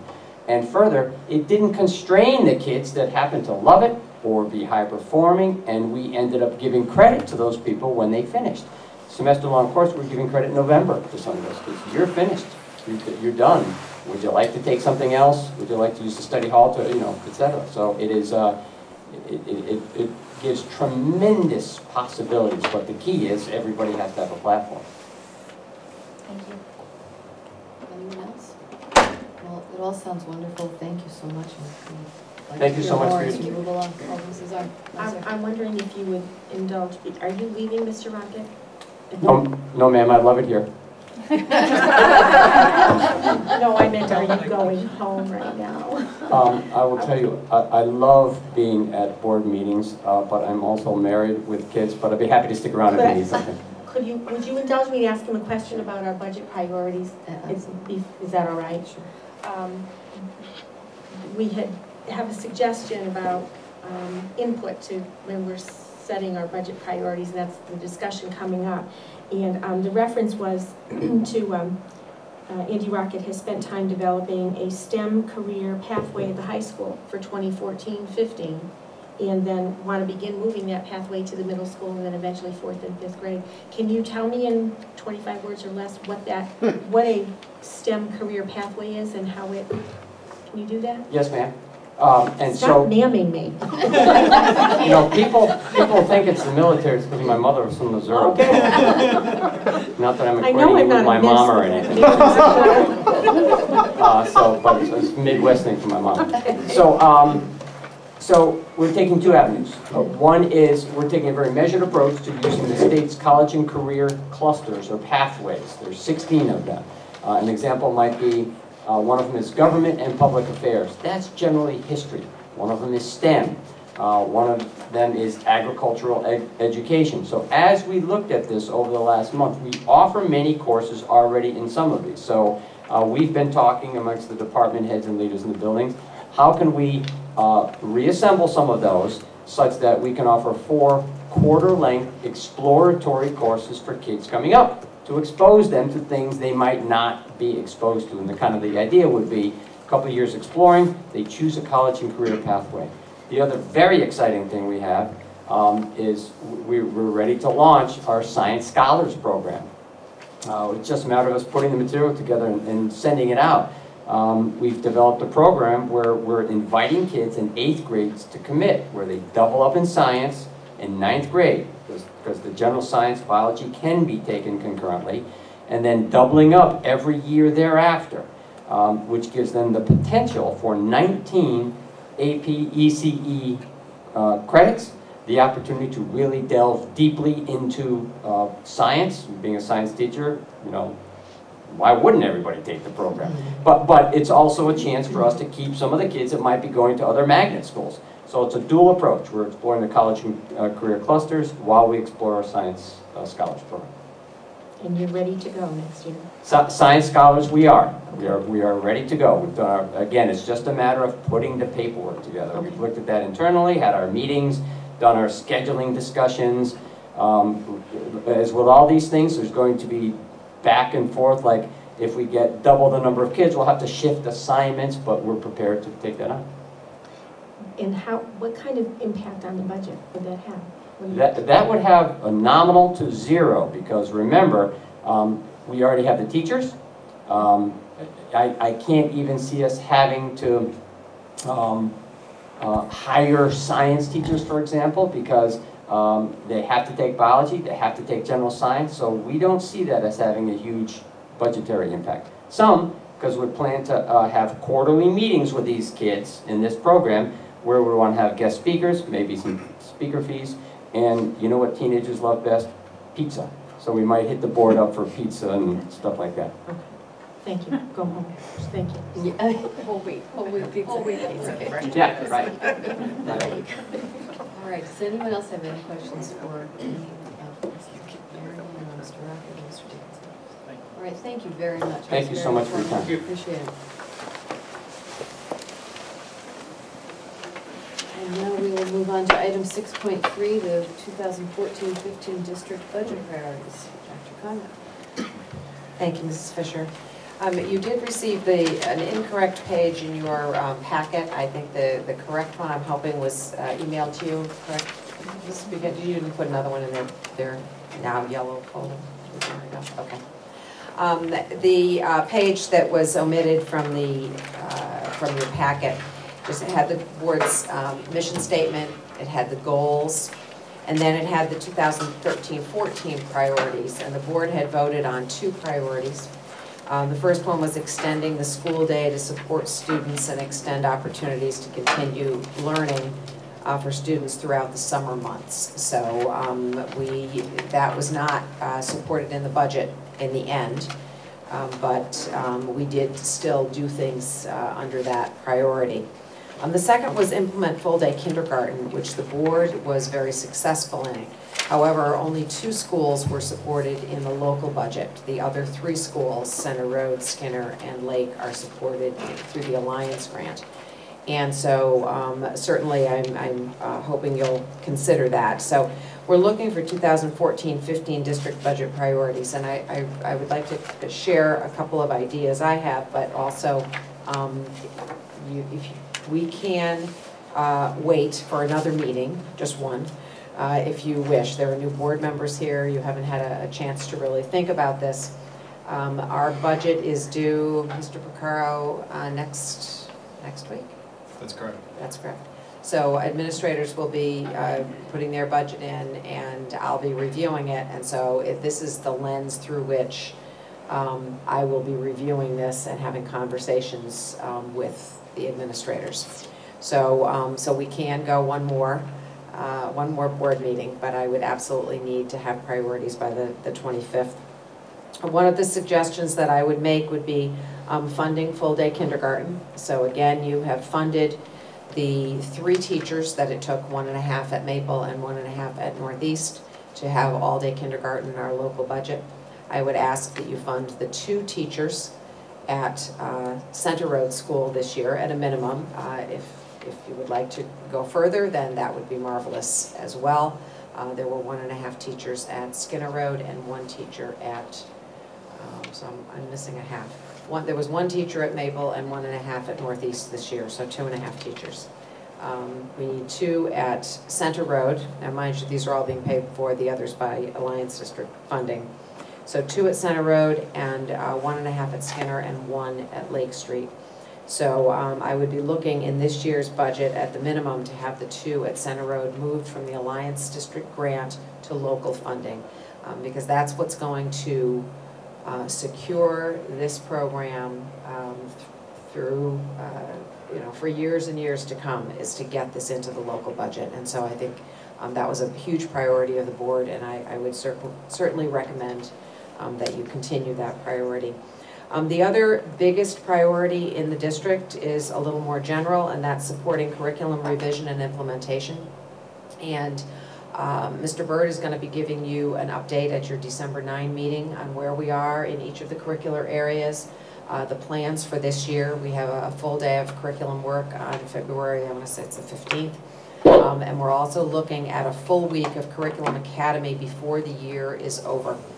at the end of June, the 5 days immediately following the end of school. But we are looking, we are nowhere near where we need to be. The curriculum has to be solidified in all areas, at all grade levels. The common assessments have to be written. So we're moving along, but we are not where we need to be. That is the foundation of a good school system, is to have a guaranteed curriculum, guaranteed for every child, no matter what grade you're in, at which school you're in, it has to be guaranteed, or which teacher you have in any particular course. So that would be the other general priority. That would include Mr. Rocket's conversation of his science scholars. The other thing that he mentioned that he didn't bring back to life was that we're looking at creating opportunities for students, and I think he's hoping for 8 different opportunities over the next few years, but opportunities for students to engage in interdisciplinary courses that have not been written yet, have not been created yet, that would expose them to career clusters. So the one he mentioned was government, that would include the social studies department, because it's government, education, health, etc. And so it would include kids that want to be teachers or go into some other area such as that, or go into government or study history. And so they would create an interdisciplinary course that would expose students to all of those ideas. The idea is that freshman and sophomore year, there would be a lot of these exploratory type classes for which students would get credit. And junior and senior year, they would be choosing their career pathways in whichever areas they decide. And as Mr. Rocket said, there are 16 different career pathways for the state of Connecticut. So this is something that we've been talking about. Actually, Mr. Bain was talking about it last year and the year before as well. So this is something we've been talking about for a while. We have not been able to move forward on it. I'm very delighted under Mr. Rocket's leadership that we're looking to hopefully start developing some of those courses going forward. I think 4 are in the works right now in the seed stage. So but that would come under curriculum revision and implementation. So that funding there, remember, that funding is tough, I will tell you, to support in the community, because we're talking about paying teachers after school in the summer during vacations to do this kind of work, or paying substitute teachers to take teachers out of classrooms, which is not what we want to do. So this is not a program you buy. It's something that the board has to believe that this is the right work to do for our kids, and be able to defend that. So I'm not going to say that it's an easy thing. All-day K is a much easier sell. It's something that is directly related to kids, but if we don't have our guaranteed curriculum for all students written, that any teacher can pick up, know what's expected, with the teaching points, with the goals, the objectives, etc., then we are not going to improve as a system. So it is very, very key. So those would be the 2 areas I would suggest, and I would leave it open for your discussion and whatever else you wanted to add. Can I just ask a question before? Can the Alliance District cover any of this? Yes, actually, for next year, that's our idea. Our Alliance District grant is going to be due in March this year, so nice and early. We have bought people over the last 2 years. The first year it was 100% staffing. The second year it was not quite, I would say 80% staffing. The other things we bought were supplies for all of the kindergarten classrooms, and including the ones that the board was supporting. And we bought a new student database, which we're still in the process of securing and determining which one we're going to buy. Next year, we're really looking at continuing the developing of teachers. I know that Mr. Gussie has secured 50 slots for our teachers next summer at Columbia Teachers College for a Readers and Writers Workshop development, and that will be paid for by the Alliance grant. Other work such as that would be paid for by the Alliance grant. So yes, we'll be able to pay for a lot of that with the Alliance grant, but what we're hoping for is to also to grow teachers over the course of next year. That it is a lot of funding, but to provide teachers with the resource books they need, leveled readers for all of our young students. We have varying qualities of leveled reading libraries in all of our elementary classrooms. And so we want to make sure that there is equity across the district. So it doesn't matter which classroom you're in or which school you're in, you will have a leveled reader library, so you'll be able to continuously learn and read in your classroom. So those are the kinds of things we're hoping to purchase with that. But yes, it will be able to support some of that. If funding wasn't a constraint, Dr. Conway, can you give me an idea of how close you are to succeeding or completing the curriculum revisions and teachers? And I mean, take the funding out of it. I'm trying to get an idea of, if you had all the money to spend, how long would it take to accomplish that? I'm going to turn that over to Mr. Burt to give you because that's going to be our report in December. So he's much more attuned for that. That'll help me decide though about the prioritizing. It's a factor of both money and time. It's trying to find the appropriate amount of time to have teachers get together, our content experts to get together and actually develop that curricula. And a fully developed curricula is the full scope. It's a bookends. You go from the standards, which we should be developing from national standards, in most cases the Common Core state standards, all the way through to the assessment piece. And that will get you a fully fleshed out curricula. And then there's another level that we'd want to see, and we are seeing at the elementary level, is down into unit planning, weekly planning, and daily lesson planning, specifically with the Readers Warriors Workshop. So you can imagine trying to build 180 days of instruction in a format that would be accessible for all of our teachers, whether they were involved in the writing process or not, and then having the training associated with that as well. So you can imagine we have a team of some elementary teachers working on the third grade reading writing workshop. Well, we have 15 or 18 third grade teachers. They wouldn't all be involved in that, so then we need some time in August to help with the training for the implementation of that. So I'm not sure I answered your question, but in terms of time, I'll give you the quick version from December. My anticipation is that we'll have a defined bookends, if you will, for all language arts and math, K through 12, by the end of June, and then start chipping away at science and social studies in August, and then we're going to determine the plan for the other core area, the other curricular areas throughout the year. One of the things that we'll be doing in February is getting a really good state of the state, if you will, of where each curriculum document within each discipline is and what the necessary steps are for them to complete. So that's the work that we're doing now. I just met with all the department heads in the past 2 days about this process. So between now and February, they're going to prep their departments for that. And February is going to be a full day of taking a look where we are. I'm going to be showing you a new curriculum format and putting it into the new format, and which actually will expose where all the weaknesses are.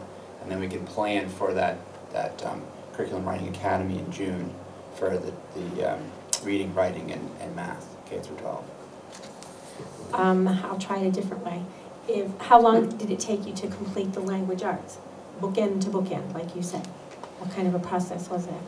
I think he only has the bookends. He doesn't have the books. Correct? Holy cow. Right. Yeah. Right. To date, and again, I'm going through all the documents we have. Basically, we have standards that have been categorized into the units. And that's our curriculum to this point. I'll speak specifically through K through 5 reading, for instance. And then they spent last year, developing the first unit. And that's what they were able to accomplish. So it's, again, but I believe that we will have fully articulated curriculum by the end of June for reading, writing, and math, with specific objectives for each unit and specific teaching points, as well as assessments for each unit. So even if the board made a strong commitment to funding curriculum development and all, it's not something that's going to happen. It's going to take a long time. So making a commitment in this budget, this upcoming budget year, that's not going to fix the problem. I guess I'll put it this way. I would feel confident with the documents that we're going to create in June for those 3 areas to hand to a new teacher and give them guidance on what they need to accomplish for the year. So the other pieces where you get into the daily instruction, that's going to be a lengthy process. Is it a process that's ever completed? Or once you're done, you're just starting again? The latter statement, yes. It is part of a continual revision, especially when we start thinking about some of Mr. Rocket's comments. You know, we're basically going to be placing everything that we're currently doing into documents, but as we move forward in some of the board questions were, what about those interdisciplinary opportunities? For me, I really have to get a handle on where we are, say, in English 9 and in biology. Are there then, once we have that solidified, are there opportunities now to create a STEM academy where you have different types of blended courses that fulfill the requirements for both of those courses? So that process we're going to just keep moving along and keep developing. So it's going to be an ongoing process. Dr. Conway made a really... I'm sorry, Michelle, we have to stop for the camera. I'm sorry. Dr. Conway made the point about selling it to the public. It's one thing to sell it to the board members and make that a priority that we can fully support. It's another to engage the public and convince them of the importance of making this a priority. Dr. Conway's comment also was that we started at the bottom and we still have a long way to go. What would help me help sell it to the public is to have some kind of a time frame. If we make a commitment and fully support this, then at this level we could accomplish this much in this year, and at this level we could accomplish. Is there any way that you can do that? Yeah, the three core areas by the end of June with curriculum next documents. June, if we support the recommendations. Okay. And then the following year it will be the continuing development. Now, in my mind, as we're talking about with teachers, there's two distinct areas. The curriculum document really is fleshing out unit by unit and over the course goals, and then unit goals, and then getting down into the meat of the matter. The implementation piece, where we start bringing in all the creative energies of the teachers, and we start using that funding to help bring in the different elements of those curriculum documents, what we're going to call implementation guides, where we start exploring, okay, instead of purchasing a textbook, then we're going to use those funds to have our teachers develop our own textbooks that are customized to our courses, specifically middle school and high school level.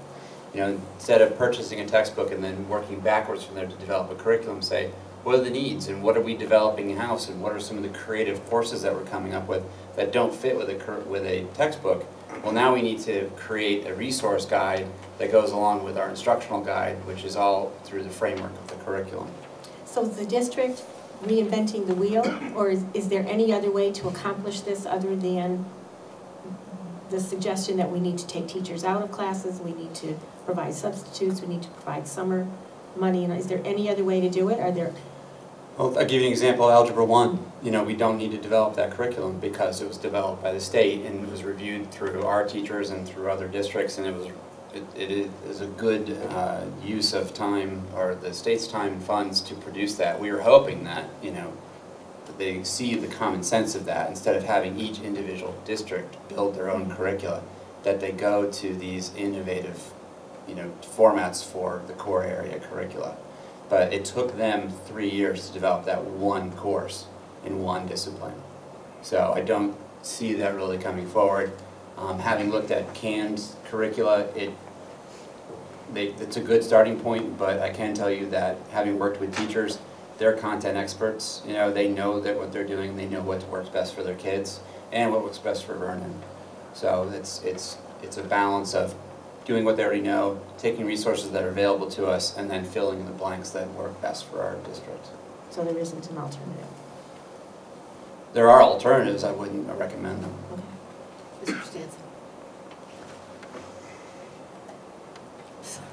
Stanton. Sorry. I know personally I wouldn't be terribly comfortable voting on the budget goals this evening. I haven't even seen an updated budget book to know where things stand right now.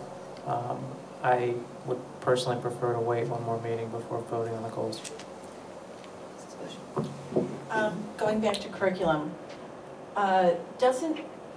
don't we have to kind of wait till the state comes up with a lot of the, like for science and social studies and things like that, we have to kind of let them have time to develop the curriculum, the curriculum, Common Core State Standards, the standards and things like that, before we can even delve into that.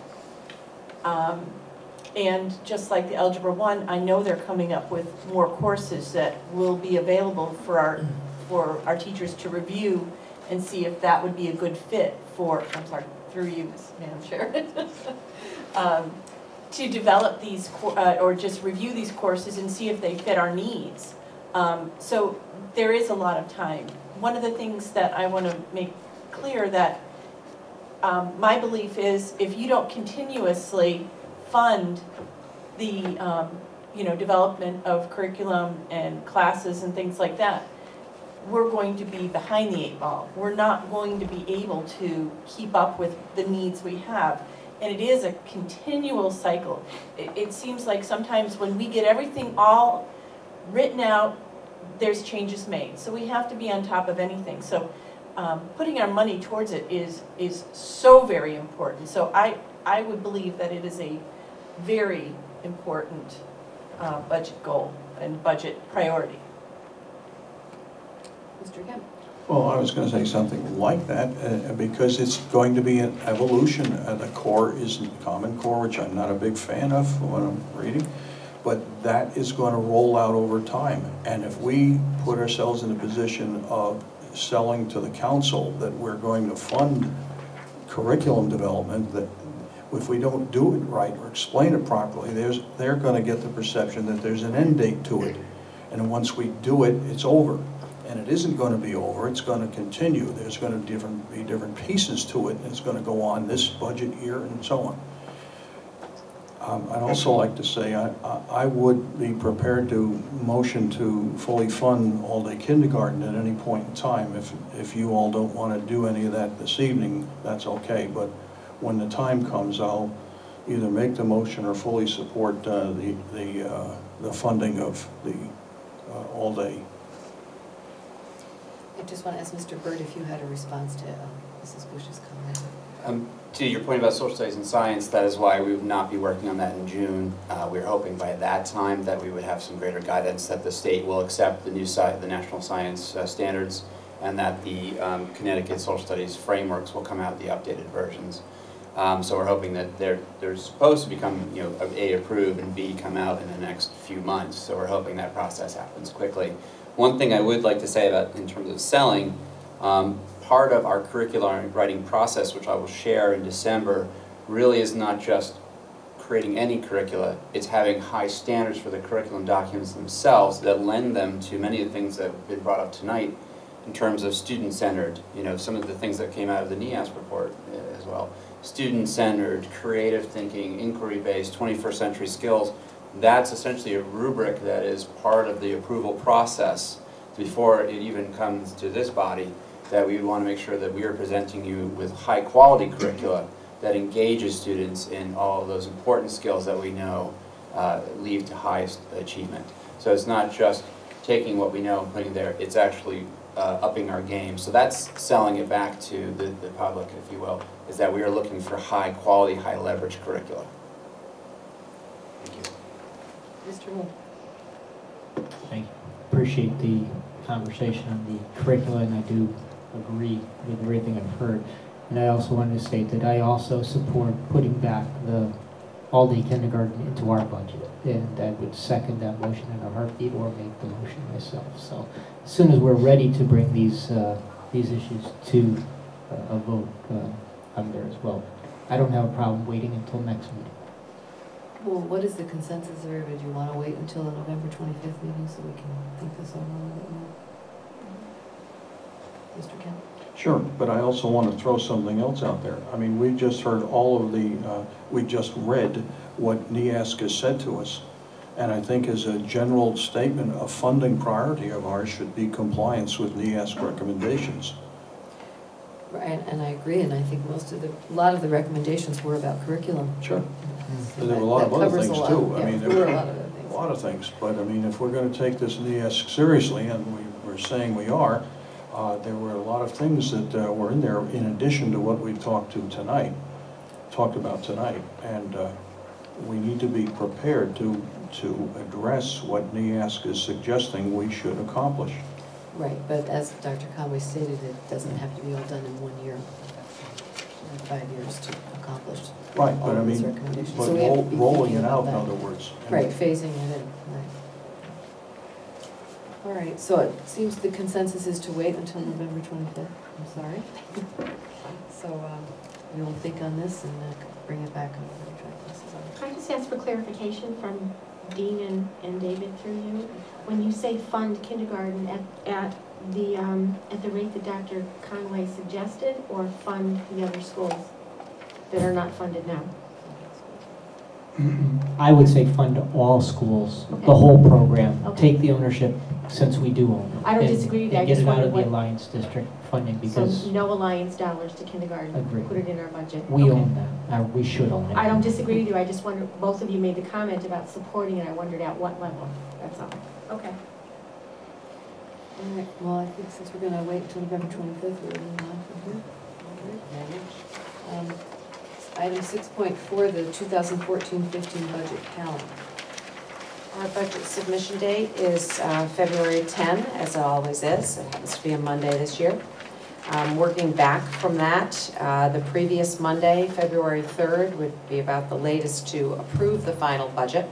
So one would hope that the board had had several workshops prior to that. If it's approved on Monday, February 3rd, then that gives us the week to put together the packages, the binders and everything, and get them to Town Hall on time. Looking at, the first one would be Monday, January 13, which is a regular board meeting for a presentation. I looked at our previous agendas. They have not been exceptionally heavy the first meeting in January, and so it's possible that we could just present that evening and give the big overview. And that's up to you. And then I scheduled 3 meetings on Wednesdays, only because the following Monday after the 13th happens to be Martin Luther King Day when school is closed. And then we have another board meeting, so we'll have another full agenda. So I suggested Wednesdays, at least 2 of them, the third one if necessary. So that would be immediately following. We have a meeting Monday the 13th and then starting that Wednesday the 15th to have the budget workshops. To public comment, last year the board had public comment at the end of the budget presentation, so that would be my recommendation as well, that the board have their regular public comment at the beginning, if you choose to have it at the regular meeting. Have the regular public comment at the beginning, and then at the end of the budget presentation, allow the public to comment again on what they've heard. So having a second public comment session on that. And then I think the other 3, we had public comment at the beginning of the other meetings, and that would include the 3rd. So that would be a recommendation to you. There was no science to this, however, so please, it's up to you. Yes, I'd make the motion that the Board of Education approve the 2014-15 budget calendar meeting dates and suggestions of Dr. Conway, and would appreciate a second. Mrs. Bush? I second that. Any questions or comments or concerns? Mrs. Hart? Just a comment. On January 13th, that will be, for lack of the Dr. Conway show. She will present everything, her elevator move and all that other stuff. Okay. And so we're not working, it's just a presentation. So we have three opportunities to work on the budget. I think last year we felt a little pressed. I know Mr. Kemp felt a little pressed. I just want to make sure that, I guess there's not a lot of wiggle room in there, but 3 meetings is not very much time. That's 6 hours of deliberation on a budget. I would have a suggestion because of the time crunch. It would mean adding a meeting someplace else, but I just worry about time constraint. Through you, I would suggest that we always have the ability to add a special meeting if we see that we're not getting through the content quick enough. I think even the dates in January are difficult because of potential weather. So we have to be open to the ability to schedule special meetings if needed, but also come prepared to use that 2 hours wisely every time that we are scheduled. And we could always extend beyond that if we felt that we were making good progress The 2 hours is a suggestion. The board could go beyond that, although if we're not productive, it's not worth it. To Mr. Hull's point, does it make any sense to set a snow date, just so it's on our calendar and we can use for a snow date, or an additional budget session if we need it? Rather than, I mean, I remember last year pulling out our calendars and trying to find the time. Does that make any sense to have a snow date that we could use in case of weather or in case we needed more time? What does the board think? I mean, I know in the past we've even discussed having meetings on Saturdays if necessary. Right. But as it comes close, I apologize. Oh, go ahead. As the time gets closer, calendars get more constrained. So at this point, it seems to me it would be, if the word easy is correct, to schedule an extra date rather than trying to do that in January under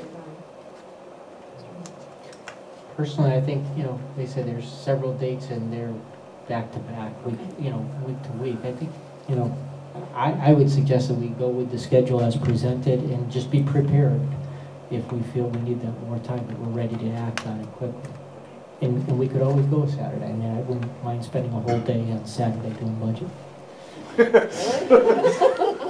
Mr. Hull is He doesn't have a life, right?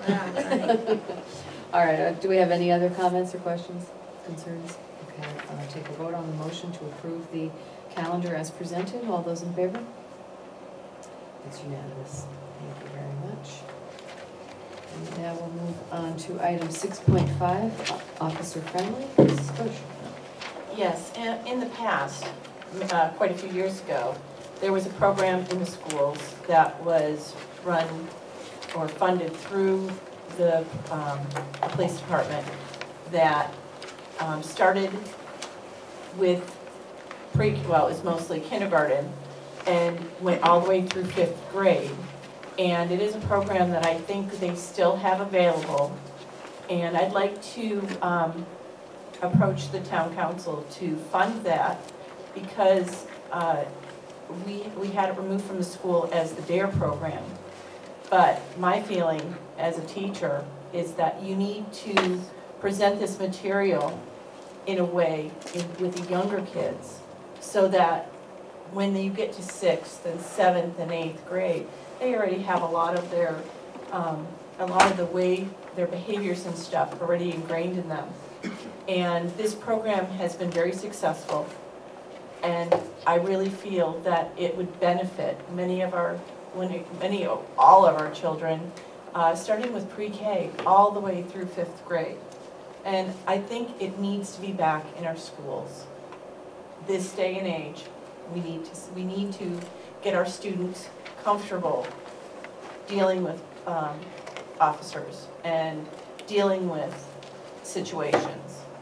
And I think it would really benefit our children.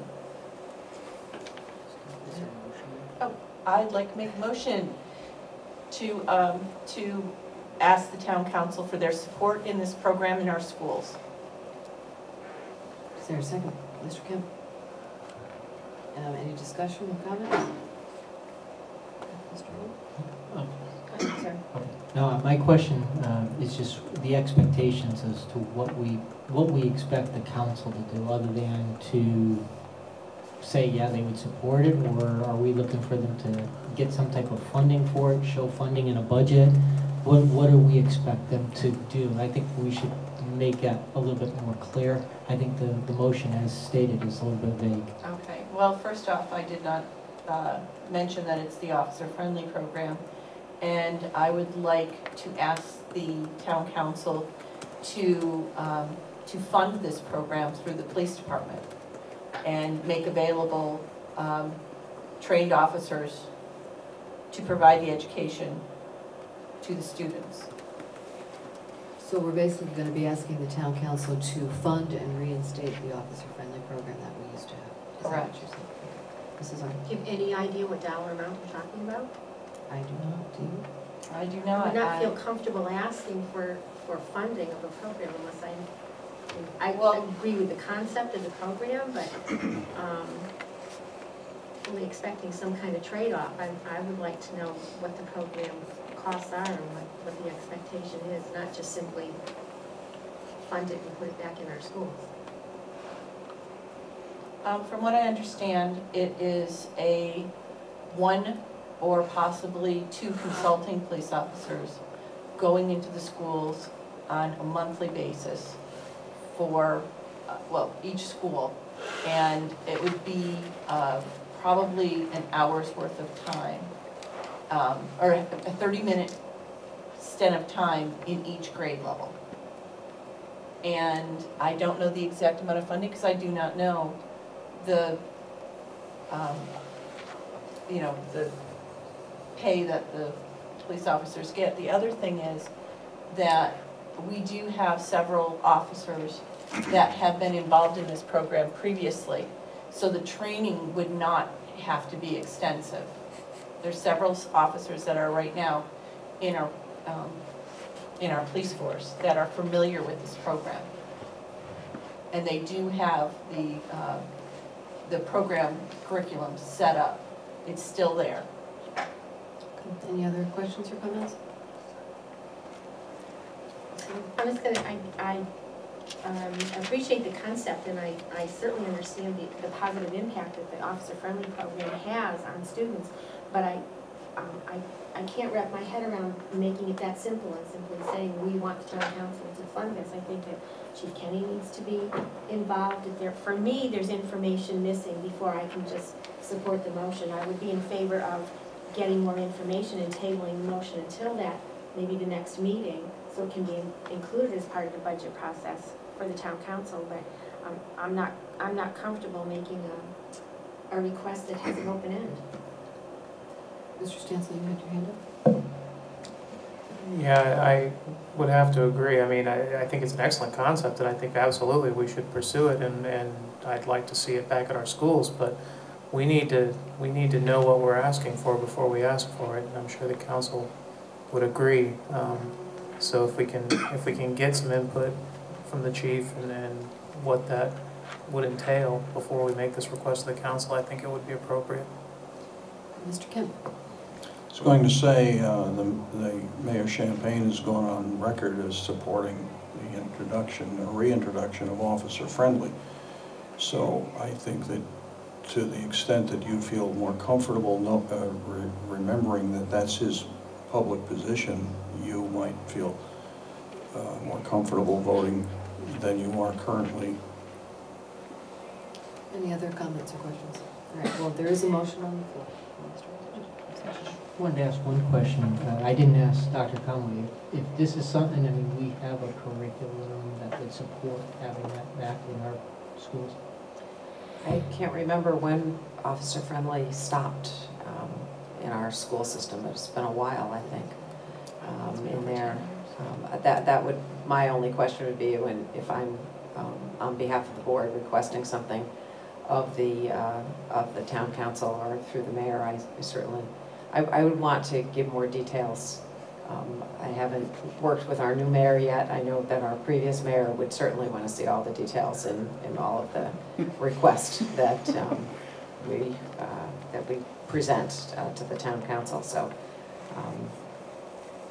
I can't speak one way or the other, can I? but it's a good point, and that was just the point that I wanted to make. I mean, yeah, we like the concept, but do we have enough information to make a formal request based on a political promise that he supports it?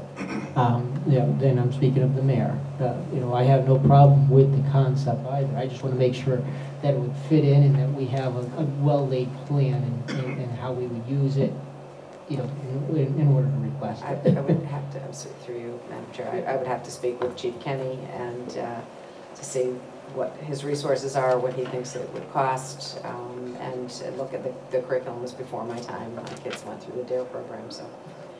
Well, I would like to know if there's time in the school day to add this. I mean, that would be your call. Oh, there's also the character, I'm sorry, responding. The character ed that we have and the PBIS that we have in every school certainly correlates very closely with the officer-friendly program, I'm sure, with the officer-friendly program, so it would be very supportive. One would more or less augment or replace some of the others, so you could use that. So I don't anticipate that that would be a huge issue. I just would like to know more details. Mrs. Bush? My goal was maybe not to implement it immediately. My goal was really to get more information and to really explore putting it back into the schools. Maybe I do table this motion till we get more of that information. Second. Just withdraw the motion. I could withdraw the motion. It's up to you. I'll withdraw the motion, but having this discussion, I'd like to possibly have Dr. Conway please make contact with Chief Kenny and Mayor Champagne to look into getting this back into our schools. I'll make that and put it into a motion, please. Is there a second for that, Mr. Wood? I would second that motion. Okay, any further discussion, comments? To investigate the reinstitution. Oh, is that what it is? To get information, specifics on reinstating officer. Okay, all those in favor? That's unanimous. Thank you very much. Okay, next item is 7.0, to review and update the Board of Education calendar.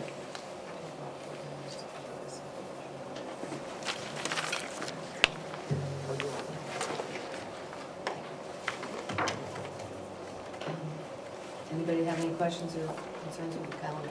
Okay.